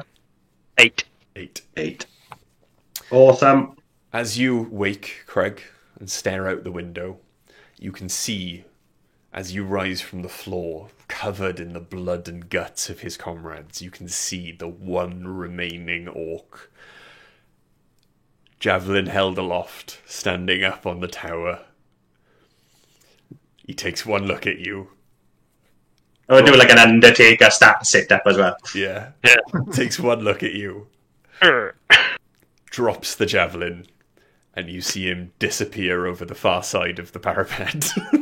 He's jumped. He's gone. He's going as quick as he can. He's fucking gone.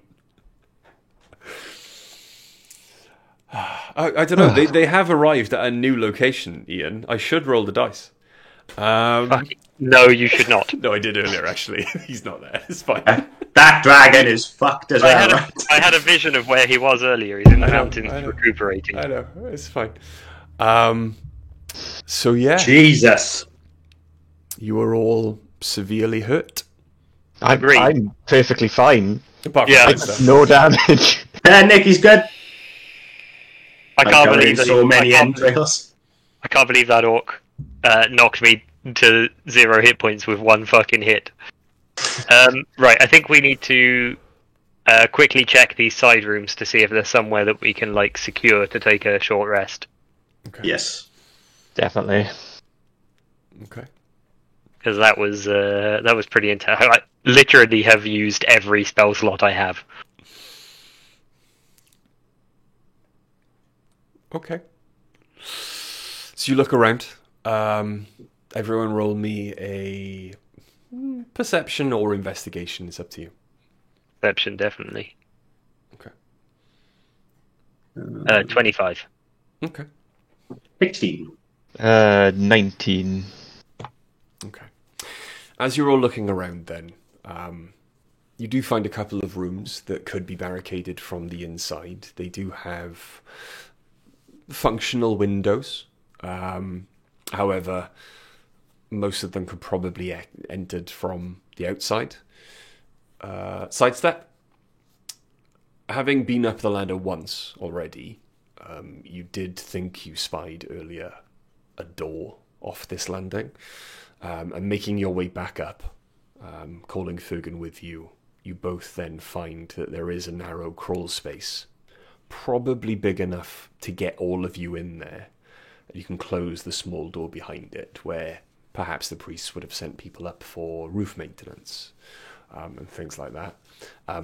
You would be effectively quite well hidden by the bell from ground level. If anyone was to come in, they wouldn't be able to see the door unless they made their way up the ladder. The ladder could probably be retracted behind you if you wanted to. Should we crawl in there? Let's do it. Pull the ladder up after us. Should we do a long rest rather than a short rest? 'Cause it is still the middle of the night. It is the middle of the night. But we also only got up like 20 minutes ago. Well, maybe an hour because of all the sneaking around, right? But like, I genuinely think Sidestep is the only one of you who probably couldn't go to sleep right now. Also, as I've said before, a long rest doesn't necessarily mean sleep. yeah, A long that's rest true. is 8 hours of inaction. Yeah, I'm just gonna lie there, with, like still covered in everybody's blood with my eyes open. You're I'm going to fucked. push those two in Yeah. first. Oh, I'm fucked. I'm the one by the door, Okay. I'm taking a while coming up our ladder. yeah. and we will take the ladder Every up with us. every step up the ladder, just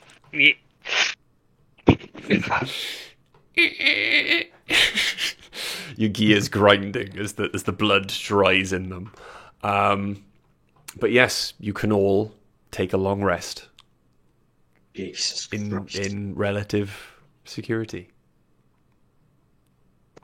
I can't believe Bri forced us to come here and then almost killed us. I didn't have to allow you to take a long rest after the dragon. That's true. What do you mean? I can't I mean, believe you couldn't we have almost- stopped us taking a long rest after the dragon. You didn't have to allow us to take one now. Yeah. I mean, we did almost completely derail everything by coming very close to killing the dragon, and then we got fucked up by a load of orcs. Well, Yep. I got fucked up. As you wake then the next morning, sun starts to filter through cracks in the roof around you. No sound from outside. The one fleeing orc has not returned with any reinforcements. And as you look out of some of the cracks, you do see, off in the distance, exactly where you left them. Tiny now, like ants, but you're pretty sure from the way they move, your 2 horses. You take your time investigating the temple. There's nothing much else of any value at the temple apart from No for that key. After a solid gold bell. apart from a solid gold bell, which weighs 50 pounds. It's about 3 feet wide, weighs 50 pounds. And you can estimate it's worth about 2,500 gold pieces. £50 is nothing for Craig to carry. That's lightweight. Okay. So you have That's, a solid gold bell worth 2,500 gold pieces. Your regular carrying capacity is £152. That's without like working hard. So. Let's not do any stealth checks when I got a big bell on my back, right? I'm just putting that out there. Yeah. What would you Maybe like maybe we take the clapper out of the bell first. what would you How many orc hits have I got now? I had 9 on the last one. You've now got 19. No, Nice. because the one jumped. No, there were 3 inside, 7 outside. Yeah, 19 orc heads. Yeah. Nice. And You're just tied to the back of the horse like cans on a wedding car. And now that the beautiful sunny day is ahead of you. What would you like to do? I just say to Craig and Sidestep, I was like, well, we almost died, but it's got to be worth it, right? Like, that bell looks like it's worth at least 1 million gold. Speaking of And gold, right? suddenly, a dragon appears. It's twice the size of the last one. Dragons fall, everyone dies. It's gargantuan. A swarm of cows appears in midair and begins to fall towards you. Roll the dexterity. Quick, Craig, talk to them. Speak to animals. No, none of that happens. But yeah, what are you doing? Are you going back to Fandolin? I think we're heading back to. Oh, Yeah, Jesus I Christ, know. yes. Okay. And as you ride off, Mumbling to myself, I fucking hate them. as you ride off, then into the horizon, Self-hating half-orc. um, Sounded like a big cowbell. Ding, ding, ding. can all level up. Woo! Ooh. Boop, boop. Oh god, imagine how much easier that fight would have been if we had leveled up after fighting a dragon, right?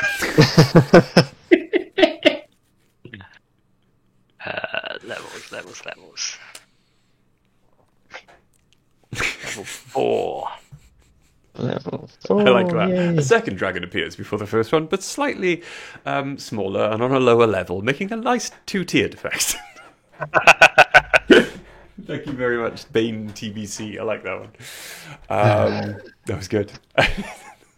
I'm not doing very well at rolling my hit points. The last couple of levels, I only rolled a 3 there, but I will I take rolled it. a lovely 7. I will take it. So mine is a D12, isn't it? Mm-hmm. Cool. Let's go with the one that actually did 33 me good now. last time. Oh, I'll take that. That's a 10. What does everyone get for level 4? Ability score improvements. Cool. Everyone across Oh. the board Yeah, gets it's ability level score. 4. Everyone gets it. Or a feat. Or a feat. Or a feat, yeah. Prefer. If you want to become a proper dragon killing machine, Nikki, then that sharpshooter feat we were talking about earlier would have fucked that dragon up. I know. You would have killed that dragon if you'd had sharpshooter. Quite happily. No problem at all. And I hate it. I'll take a bit to have a look. See what my Have a look. options are, see Have a what look I've through got. the feats. You can go for. I don't mind. I've got no issue with either choosing ability score improvements or feats. There is a college of thought, I suppose, that for your first one, it should be abilities. That's what I'm. And then feats, because you want to get your. Well, a lot of people do think that you want to get your main ability score, which for you would be dexterity, up as high as you can, as quick as you can. But it's up to you. It's up to you the way you want to play. You can keep, a lower dexterity at the moment. That should is a min-maxing rule. You don't have to. Yeah. You don't have to pay any attention. Yeah. That's the thing. That I'll be is, looking to see how it affects stuff. And go from there. that is the college of thought. But there are a lot of feats that increase your dexterity by 1 point as well. So I mean, what are you on at the moment? Because your dex is Like 17 or something, I think. exactly. So if you found, for example, a feat that gave you a +1 dexterity, but then lots of other or something else you can do as well, you'd still increase your dex bonus to +4. So you still increase everything else. Yeah. Because at the moment you're on an odd number, so all you need is 1 in dex to help you. So yeah, have a look, read through the feats, see what you fancy. If you want, you can just chuck a point on dex and a point on wisdom and get an 18 in both. But yes, apart from that, we're going to do that off screen because leveling up is not actually that interesting apart from the whole hit point thing. Sorry, how many hit points do you get, Stu? I'm up to 46 total now, I think. Nice. Nice. Yes. Can take a lot more punishment. Excellent. Yeah. Okay, but that'll have to wait until next time. When do we reckon? How's Monday looking again? It's fine for me. I mean, yeah. Seconds. I got a feeling I am in work Monday, and I think it's going to be one of my late weekends. So let me double check. Okay.